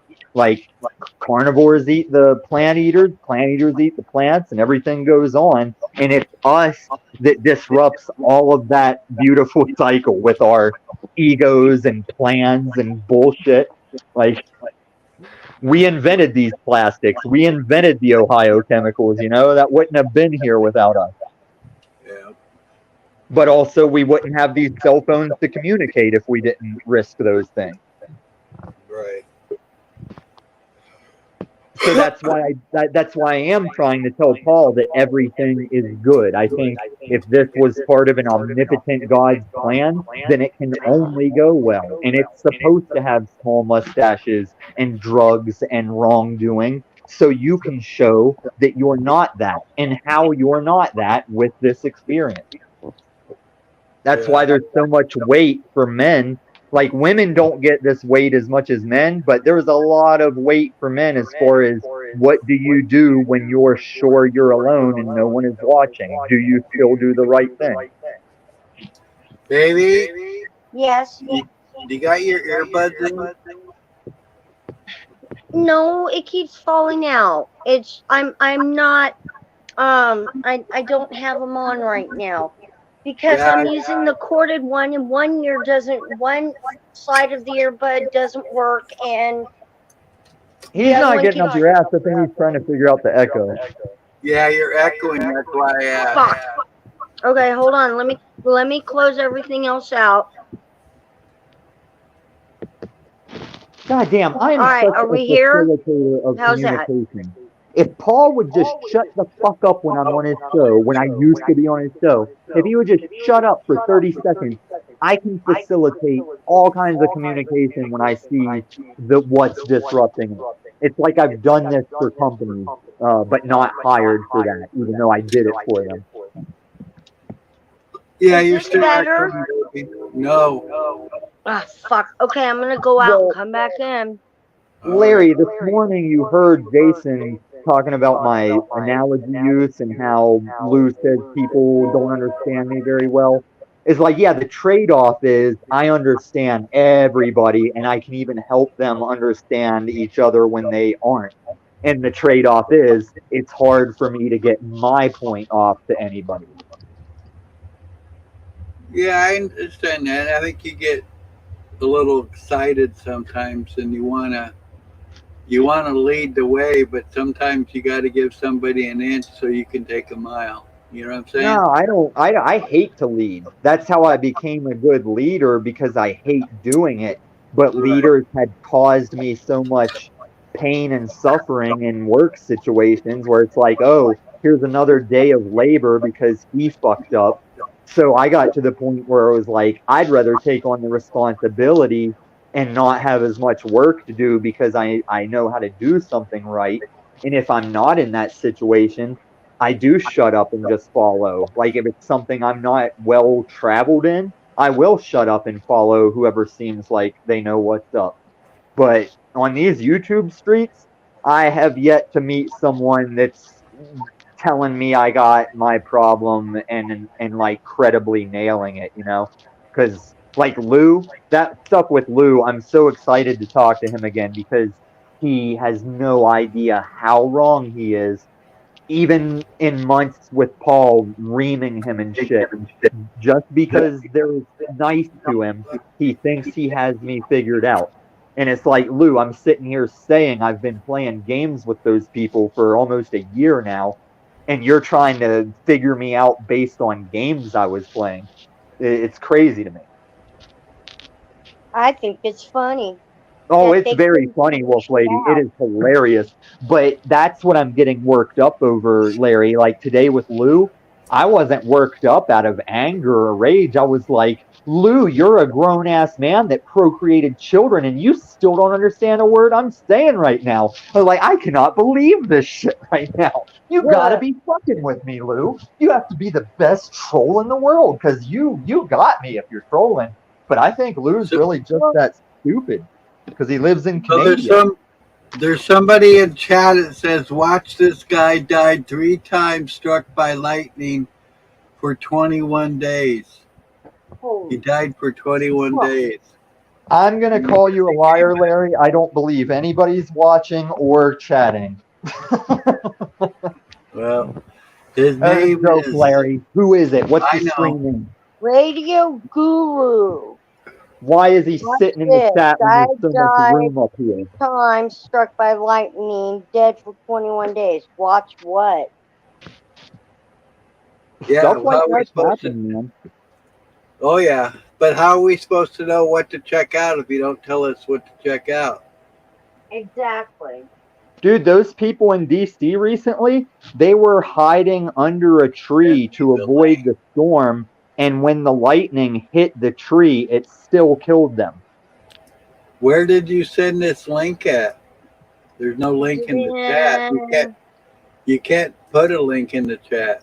If he drops it in the regular YouTube chat, you can probably copy paste it. Yeah. Yeah, I don't know because I can't seem to find it. I can only see certain chat for No, some reason. you're looking at the chat that's for us in the panel, and then there should be another tab on the chat that takes you to the YouTube chat, but you won't be able to type in it unless you go to a window with YouTube. Because we are Yeah. on StreamYard. I I have them only both have up now. comments. No, I undo. I have them both up now. I No, I'm can't not. see. If you make me a mod, I'll make a link. Larry, I'm supposed to be able to see all this shit and I can't. Honey, you can't see what.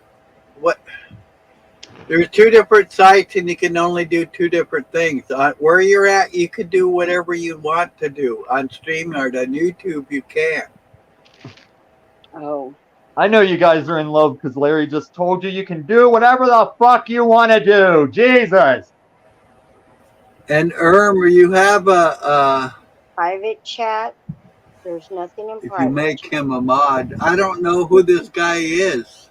You don't have to I make him a wouldn't mod. make him a Just mod have him if you don't wherever know he who the fuck chatted he that is. happened to a person. Just have him drop the link there in that chat. Or come up on the panel and put it in private chat, and then I can share it from there.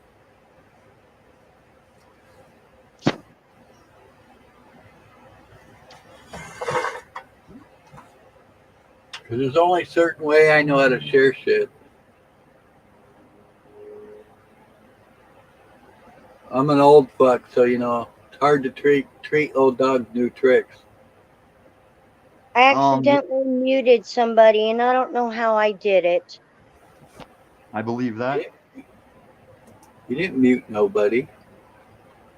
I think I accidentally muted Tom, but I undid it. Oh, okay. Test. You Yeah, hear me? Yeah, you're fine. Wait a minute. So Radio Guru, Lauren, I did didn't you see your look for chat my long ago, earbuds? but I do own XLM, but the one I was referring to was XRP. I only have XLM because I believe it's going to be the person-to-person XRP for what XRP does among big money companies over oceans. I'm gonna look for my stuff, so I'm gonna have to mute for me to see if I can find those other earbuds. There's no echo now, if that's why you're looking for them.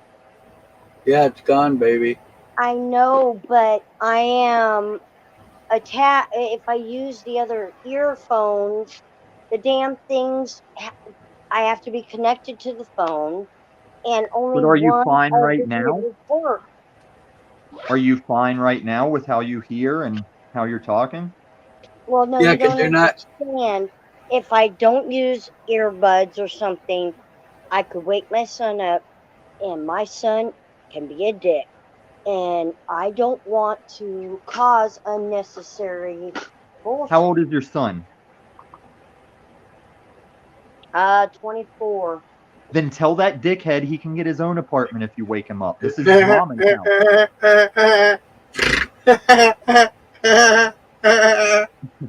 Sorry, baby. No, that's No, just fact, I was man. laughing with you. Huh? I was laughing with you because the thing Yeah, is, I used to him, work with a boomer at that job I was getting raises on because I was fucking doing meth.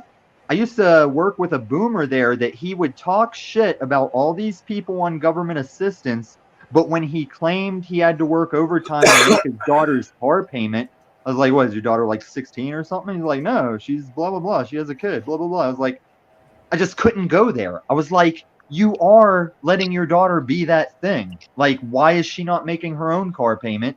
But since it's you paying it instead of our taxes, like, you'll just walk in that hypocrisy, you know? Like, man, God. yes, I agree 100%. So, yeah, if you're worried about waking your son up. Listen, I tell my son, you know what? It's not my fault that you sleep daytime hours when everybody else around you and in your world is up during the day doing things. Does So he you have know a what? job? Huh? Does he have a job? No. His last Does, job let him go because he had a seizure.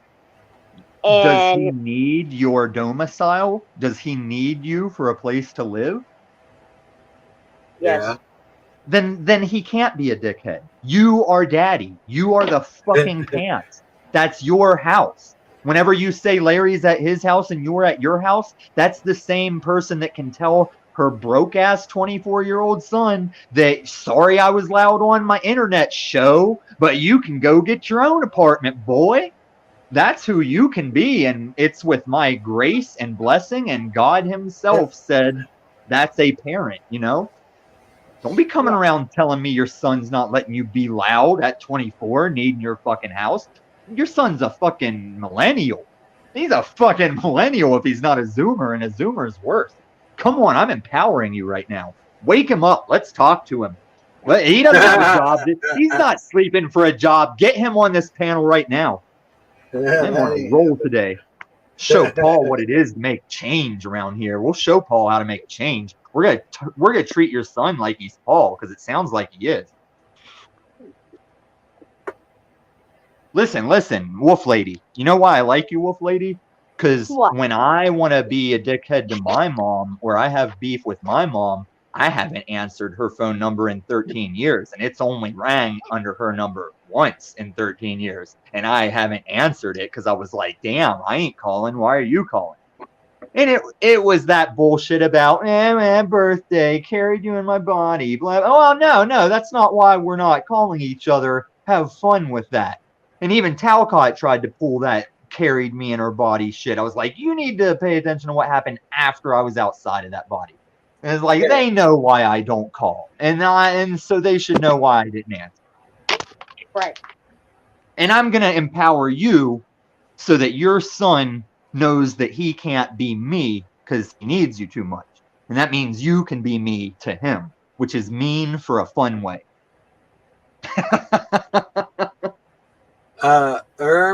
Paul's somebody that we met each other from on another show.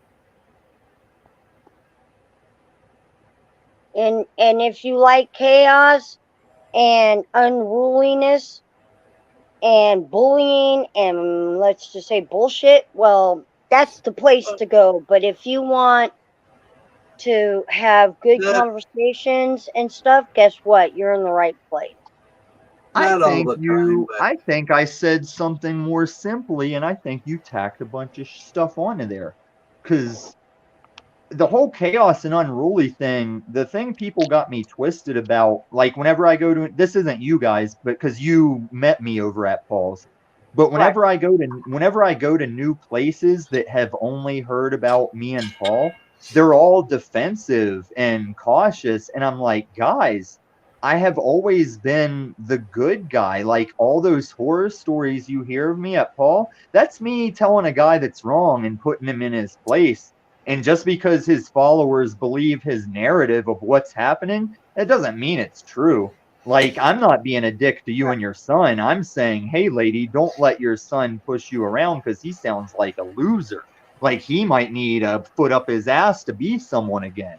And while Paul would say he does that, I disagree that he does. I feel like he welcomes your son in and doesn't help him, but justifies whatever it is that's happening.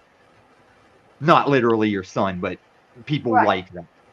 Because it's a generational thing. It's an issue that while these kids are fucking up, we made the mistake and the people ahead of us made the mistake of, oh, I vote for government stuff so I can just go mind my business. I voted, now back to work. And that's how all this shit slipped in under everybody's noses.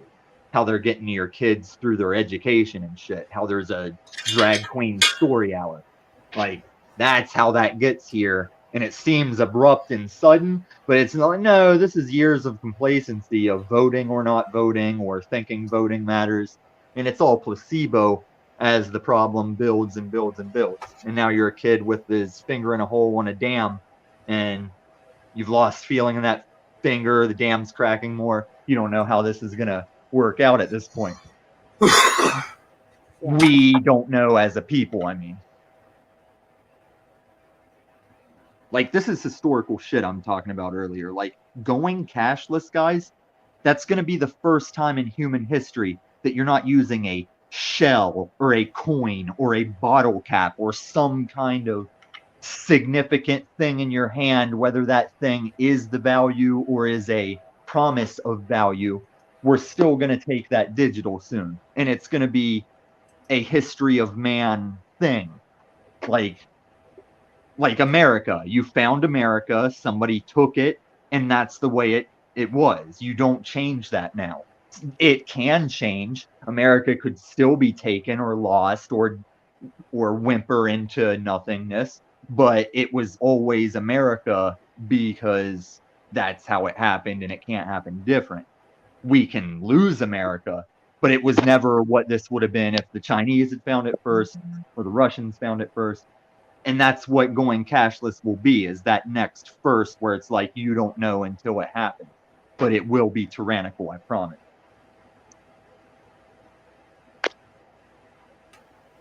It's heavy, I know. That's why we don't care about viewers. We just care about voices. Hey, what are you talking about? We got 2 people watching, so there. Ha ha. Oh, that's big numbers. That's Hey, that's 300% more than I expected to be watching out of 2. With well, 2 see? people, that's 300% increase. See, so we're breaking numbers. Fuck yeah. Let's hire a producer or call someone a producer. Let's call Wolf Lady the producer. There we go. Why is You she know, the producer? yeah. Because she doesn't know how anything works, so we made her producer. She doesn't know how to do her That's right. headphone thing. She doesn't know when she's like, so we just made her the producer. We thought she was the best one for the job. If you That's want right. numbers like this, you need the producer for numbers like this. That's I'm funny. trying to use my email, and they're not even on. So now, for your safety and so I can get sleep tonight, Wolf Lady, how much of a dickhead is your 24-year-old son to you? You need to describe what kind of dickhead this is. Because I if am it's too going much of a to take this dickhead for Larry to come outside. over there, I will come one day on Larry's behalf as a little bit younger dickhead suppression. And it will just, Larry can stand there and be like, yeah, what he's doing, that's me. I did that. I approve. Is he physically a dickhead? Does he throw your shit? Does he break your shit? Does he put hands on you? No. He Okay. breaks things. So does he just bitch and say shit? He breaks things like you put holes in the walls. Oh, no, then, Wolf Lady, no. Because then your walls are damaged. Yeah. And this kid is your DNA son. Like, you passed him through your body, right? Yes, he is. He is Okay. my son. Okay, then you are free to allow things if you want to allow them, but if you don't want holes punched in your wall and various things that I would agree should not be happening if someone wants to live there for free, you definitely shouldn't let anyone that's not DNA to you do that. But if you want your son to stop, I will allow him to stay there and say shit and not pay bills as long as you let him. But the day you don't want physical breaking things or physical hand laying to happen, you let me know. Me and Larry will work that out. You're only one state away. And I'm not going to hurt your son, but if you can't solve that on your own and want it solved, I got time on my hands. That's why I fuck with the unslaved. And I still do things. I still have a life offline.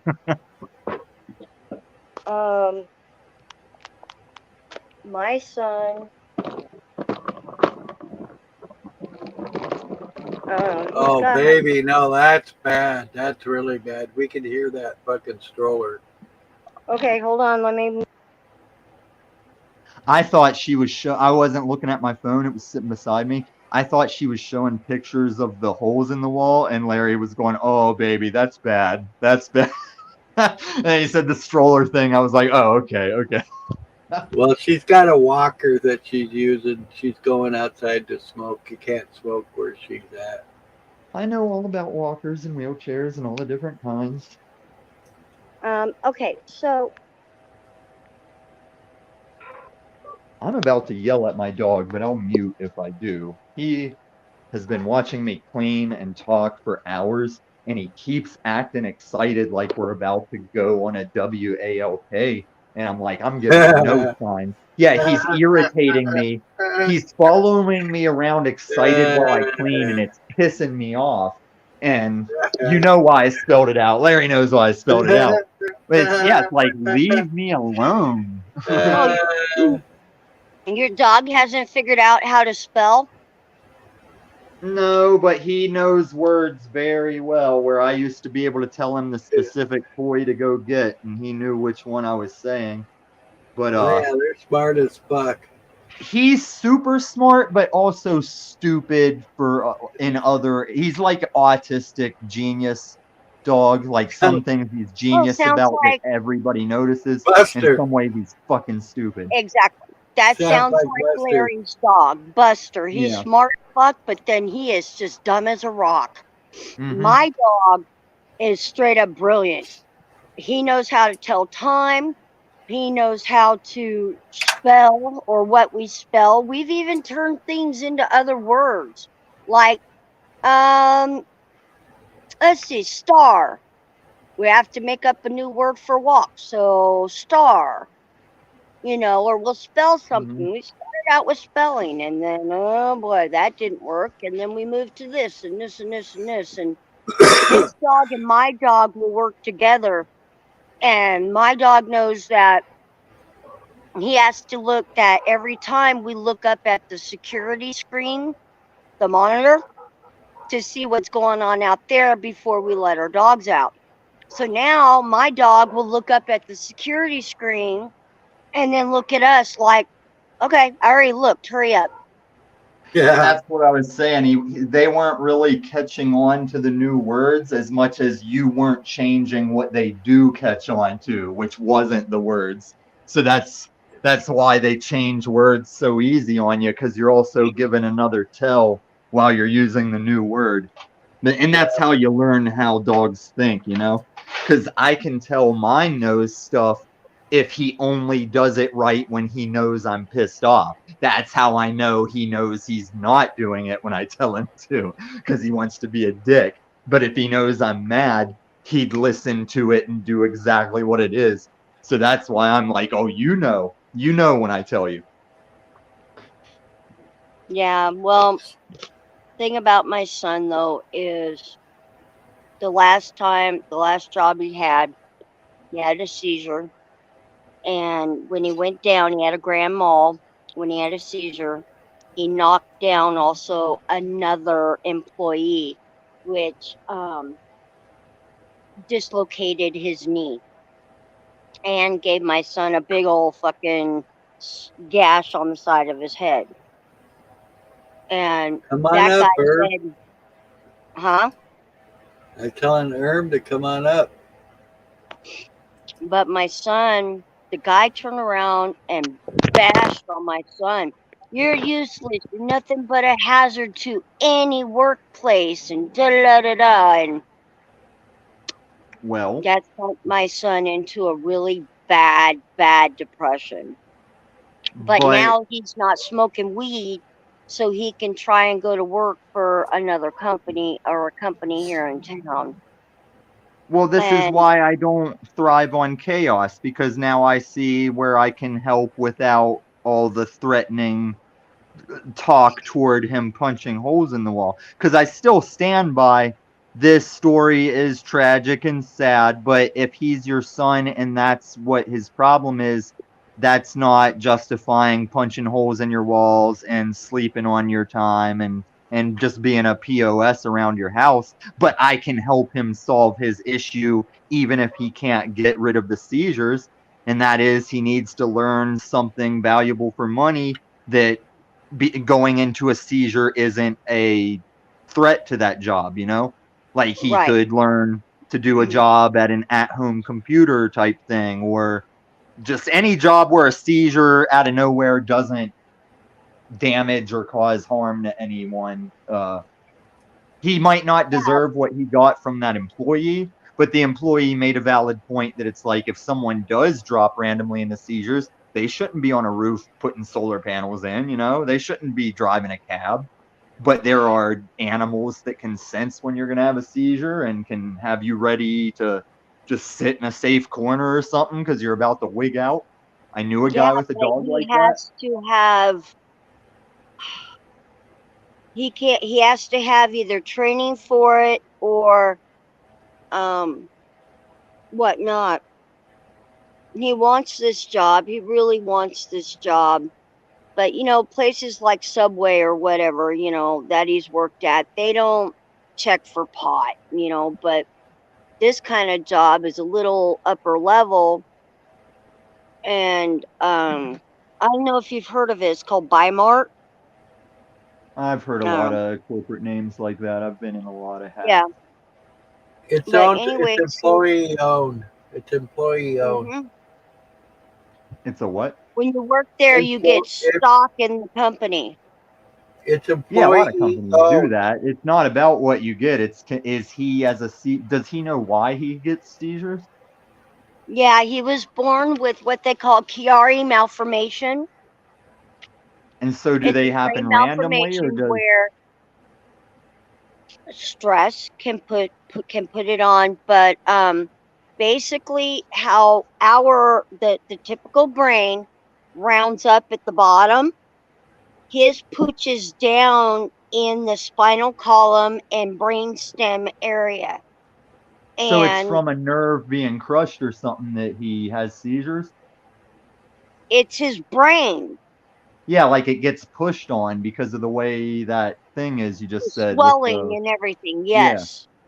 Okay, so yeah, it's like there's a funny news video I could link sometime that happens here in Denver. There's a lady in a mechanical wheelchair that is going for her second degree black belt. And the karate school that's LARPing with her, I think, is being fucking ridiculous because she wants her black belt. She does. But she's for her whole life has been in an electric wheelchair. Sorry, man. Like, you don't get your black belt. You should buy a gun and learn how to shoot it well, because these people are just going through the motions while you sit in your chair like you're locking their wrist and flipping them and shit, you know? There's already an actual comedy video where a karate guy teaches defense versus seated opponents. It's hilarious, but it is a joke.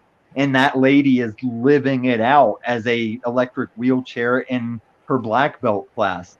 So it's like, yeah, man, it sucks to get seizures, but he has to work around that. He doesn't get to tell life, I want to be a jet pilot, so I'm going to do it, even though the Air Force would never take someone that drops into seizures to pilot jet. Does he want a Bugatti, or does he want to get over wanting a Bugatti? That's a callback, Jack. We just did a callback, baby.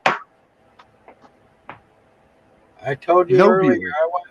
I want that damn Bugatti, and yes, we still have 2 viewers. We are up to 4. Okay, her I son see too. her son can acquire a Bugatti, but he can't not have seizures unless that thing is correctable. So he has to take the life that he can accept over the seizures.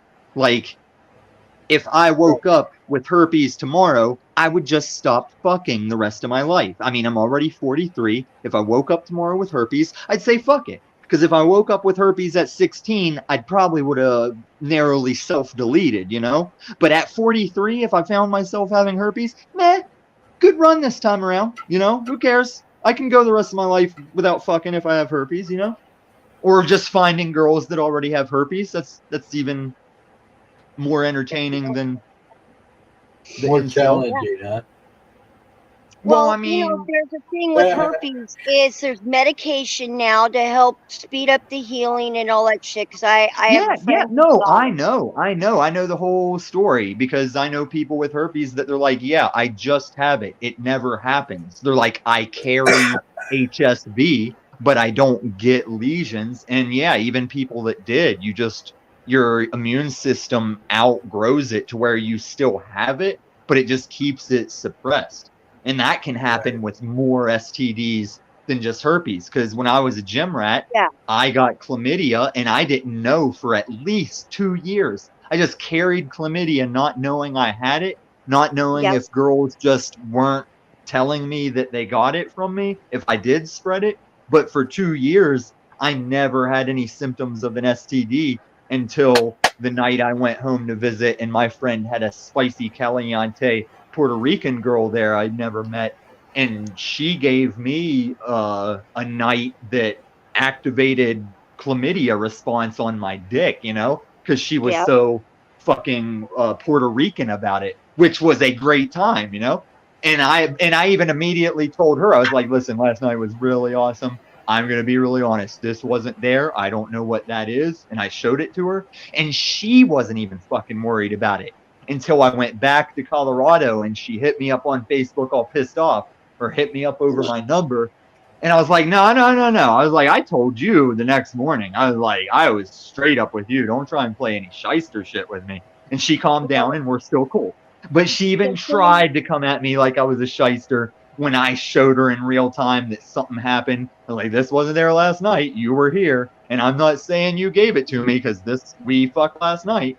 But this is new to me and it's here this morning and I'm telling you in real time. But you're being real about it. See, when I got chlamydia at 16, I knew about it, and I had only been with one person for 2 years. And if you look it up about women, when they get symptoms and when men get symptoms, yeah, men can carry it for years and not know. Women, they're lucky if they go 3 months because their whole uterus and everything just goes bam. Right, and the trade-off is men can show symptoms and you'll know, but women can have symptoms and a dude wouldn't know because it is all internal if it's not. It can be external, but you can have it internal. Maybe you know, maybe you don't, but the dude still isn't gonna know.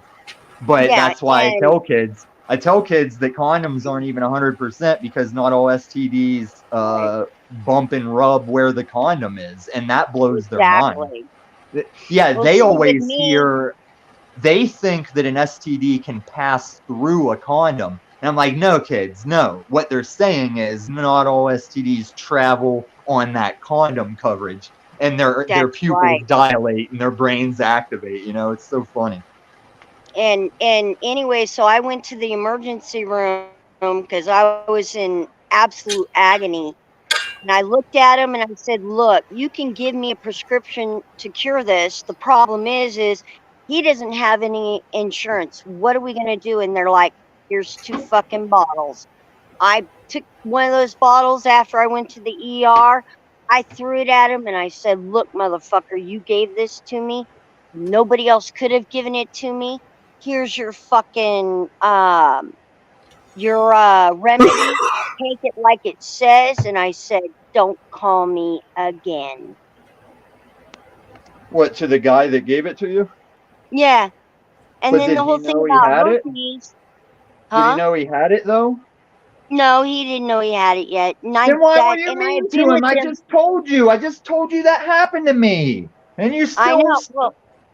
I know. Well, you're telling me that you were mean to him like that girl was to me. I was with him for 4 years. Oh, so he cheated on you. Thank you.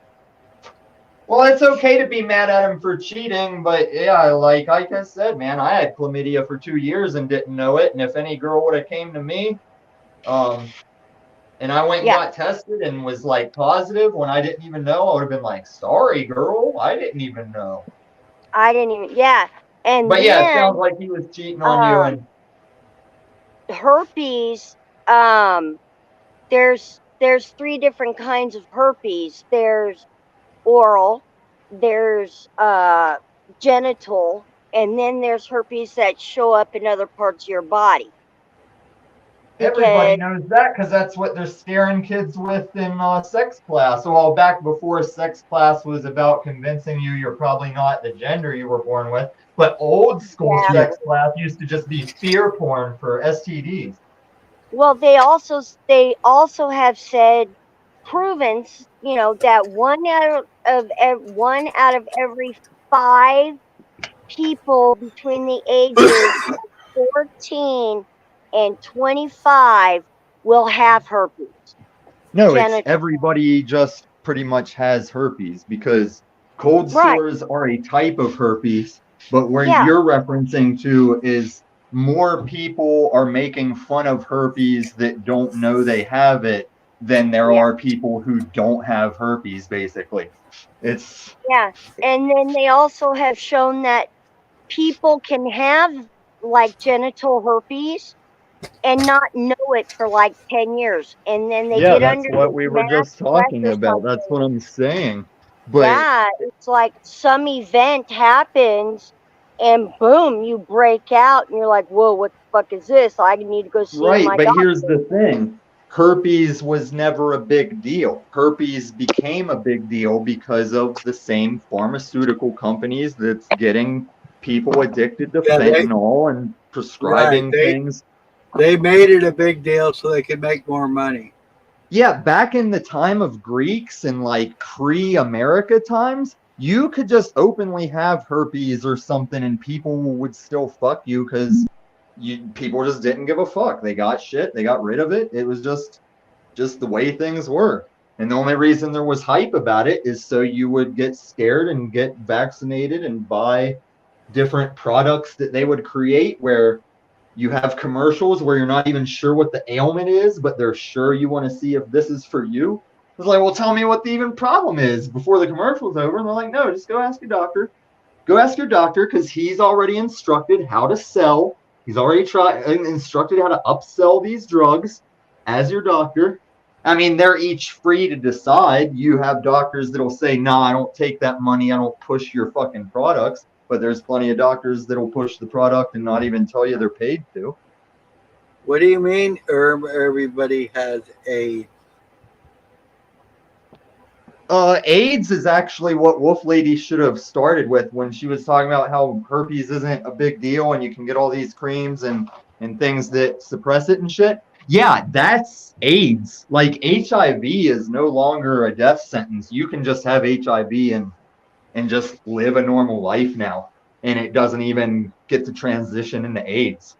You can just live with HIV at the level our medical shit is at now. And no one takes like, we're not celebrating. We're not like, hey, remember when we thought Magic Johnson might die and now HIV isn't even a threat? Like, we don't take a win for that. We still break everybody down because you gotta do the shit that's been happening on purpose. I'm doing that big circle thing again.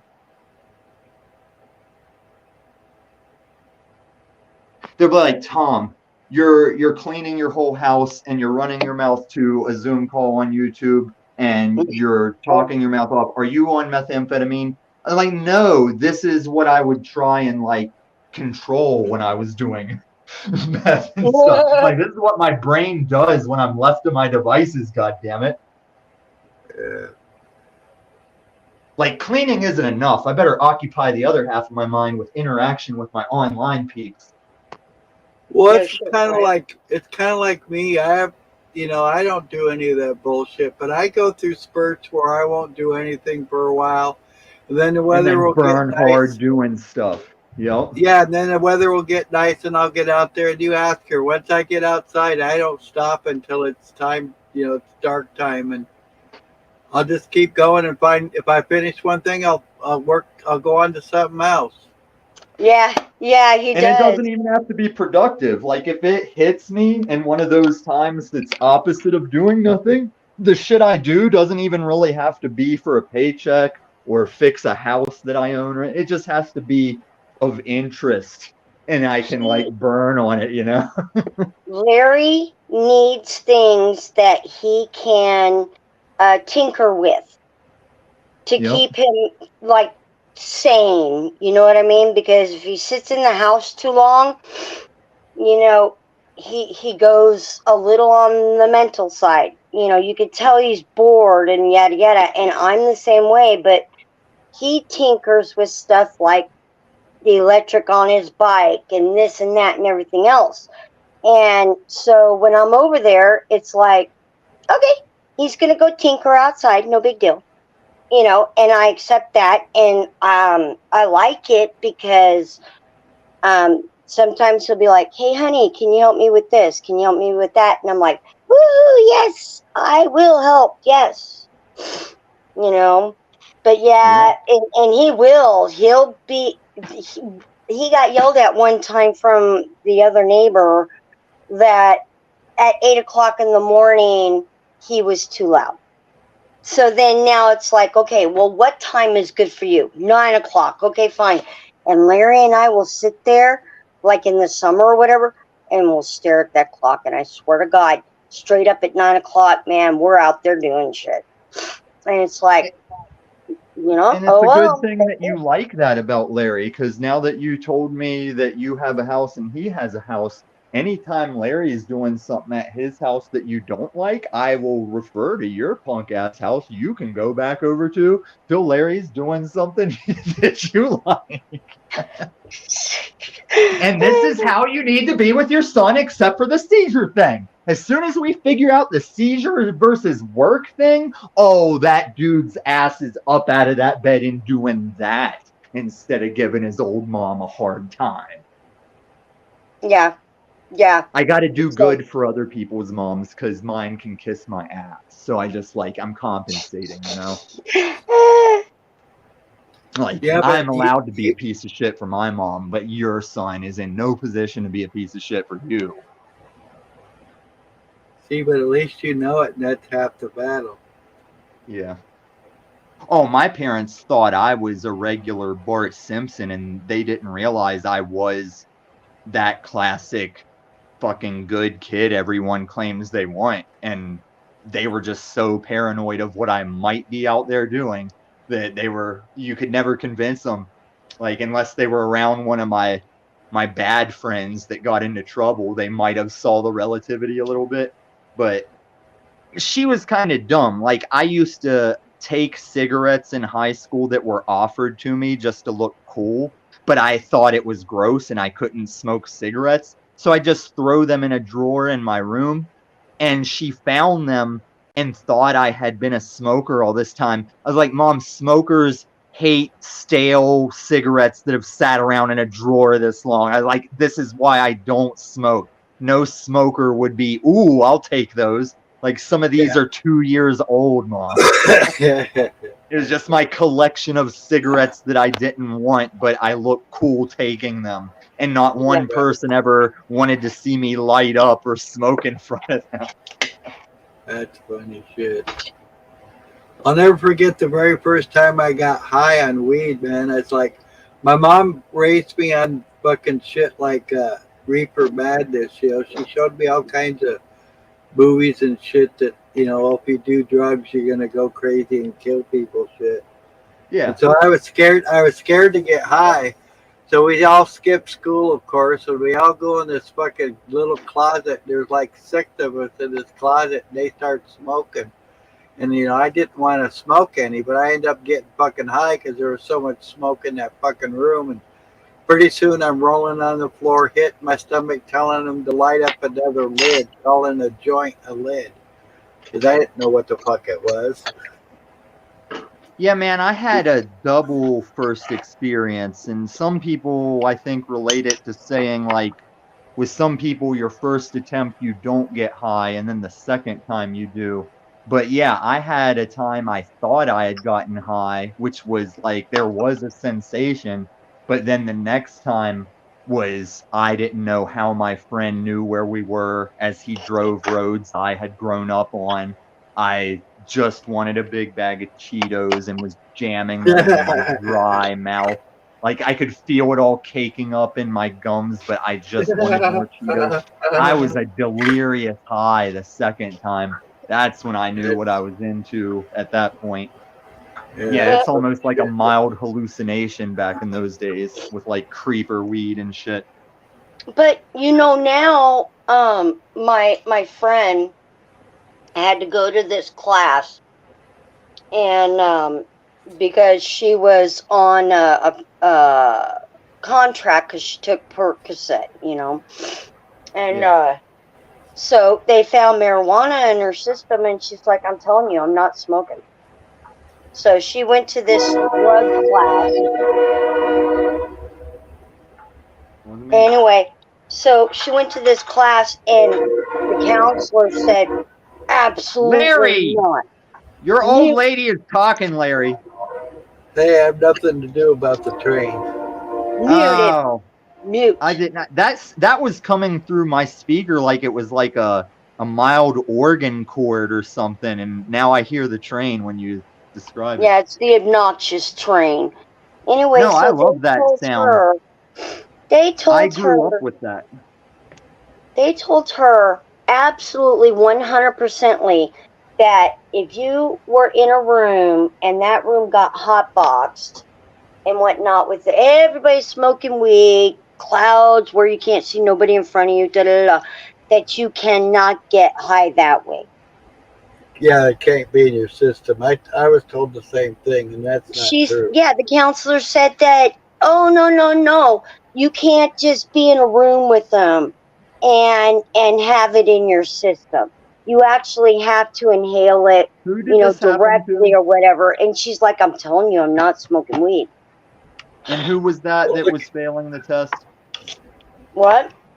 Who is that you're saying was failing the test and saying she wasn't smoking weed? Who was it? My best friend.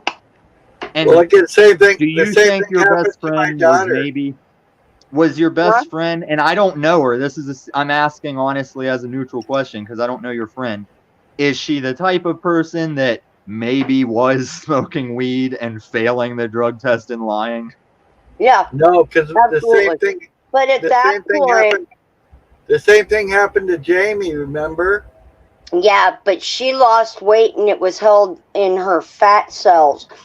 What was going on was at first, yes, she was smoking weed because her and her husband were using up the pills. We're taking too many pills and running out.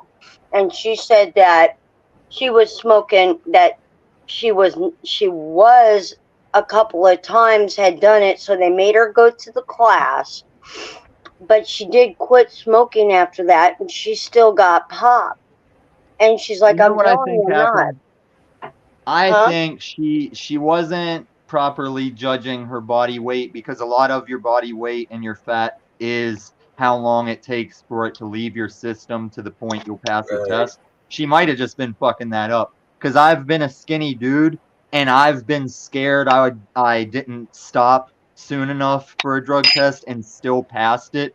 And I think if I had been fat, I would have definitely failed. But I think since I'm skinny, I've always been ahead of the curve on stop Yeah, timing for piss tests. they say it clings to your fat cells. Yeah, it does. And a skinny person doesn't have a lot of fat cells, so I probably clean up faster. Okay, but the thing is she was getting fatter. Right. That means she would take longer and longer. So she was probably smoking and still having it come out as traces because she was getting fatter and holding it more and Yeah, longer. holding it longer. Right. So instead of smoking weed, she switched to drinking alcohol, and for some reason, her doctor only piss tests her like every 6 months or once a year or whatever, and they'll find minimal in her system of the Percocet and find a shitload of alcohol, but yet still prescribe them to her. And my doctor tests me at least once every 3 months, at least, randomly. Her doctor will call her and tell her when she's going to be tested. Mine is random. And let me tell you, she's done it every month. She's done it every 3 months, but never waited longer than that. I don't know when she's going to do it. And then I get tested for 52. Larry's seen it. 52 different fucking drugs, including meth. And meth was one thing that there's 4 different types of ways of detecting meth in your system. Yeah, but you can get rid of it fast. I mean, if you do a lot of meth, you don't want to go long without doing it, but when you want to get it out of your system and you do stop doing it, you can do it really fast, even if you've been a long-term Like user. 3 days. Because your body I heard- wants it out. Like, that's why you piss more when you're doing meth, because your body's like, oh, I don't want this sitting around. Like, it's trying to eject everything. That's why I heard think that's heard why I it think could be the out in years like 3 days. What? Check I this heard out. it's out in like 3 days. Yeah, Yeah, but I mean, Check this shit out though. guys, Okay, I gotta when my go though. I'm son- gonna wrap my side up. All right, man. But Are you that's leaving? why that's why I think I never got sick all the years I was doing meth because I think my system was flushing it out so fast that any illness would just catch that ride on out. Because I did meth for like at least 3 years and I was never cold, never flu, never sick, just always consistent. And I think it's because my system was just cycling out meth chemicals all the time. When my son kept taking off from the house, when he was a like 16, 17, kind of Yeah, like a couple years 14 ago. and up. Check this Yeah. out. He was on probation, right? And Yeah, I heard he's a dickhead. his probation officer turned around and told me, she says, because they test these kids all on Tuesdays, because this is the area that we live and they only get out here on Tuesdays. She told me that they could do meth on Wednesday, Thursday, and Friday, or Friday, Saturday, and Sunday, and they wouldn't be, then piss test them on Tuesday, and none would be in their system. And I said, well, what's the fucking point of piss testing them then? What's the point? Really? And what's the point of saying it's illegal? Because they could have done all the meth they wanted if you would have got them prescribed when they were kids. It just didn't make sense to me. I'm like, well, if you guys know this is going to happen, why don't you test them on Monday? Because it's just a day Adderall. more It's just earlier. illegal Adderall. So, but I'm like, what's the point of you guys testing these kids? When you can wear a fake prosthetic penis to urinate a fake liquid into the cup anyway. I know. Oh, no. You can still do meth.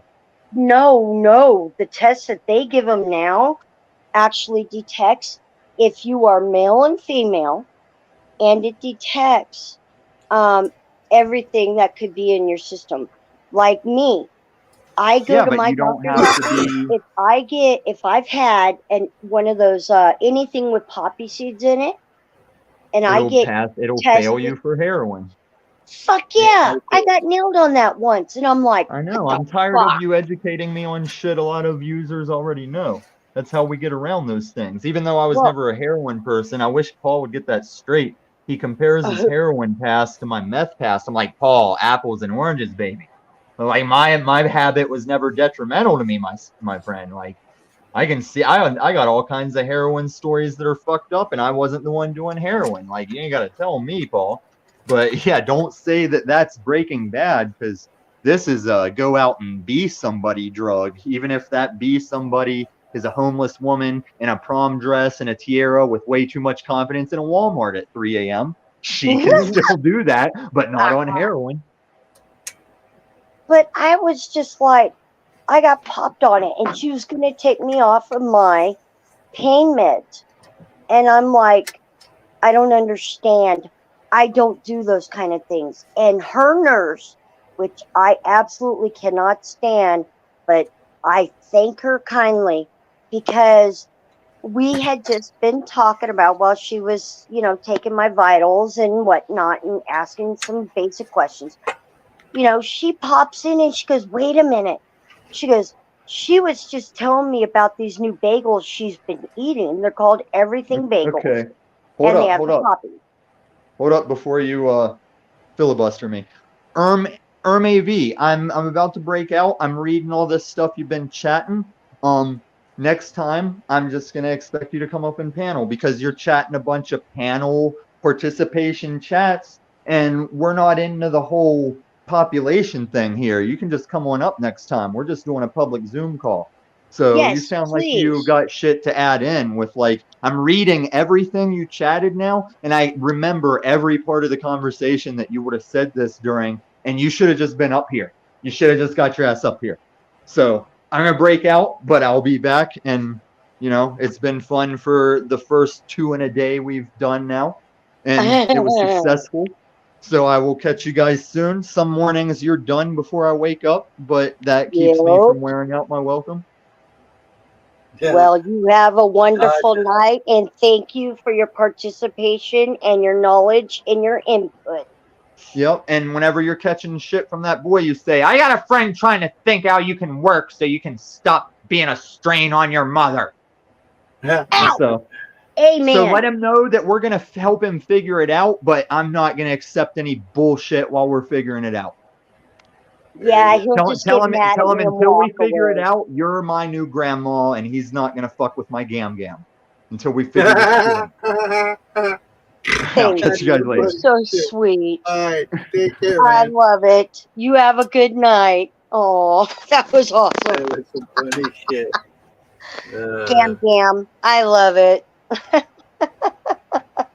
Well, we're it, baby. We're it, huh?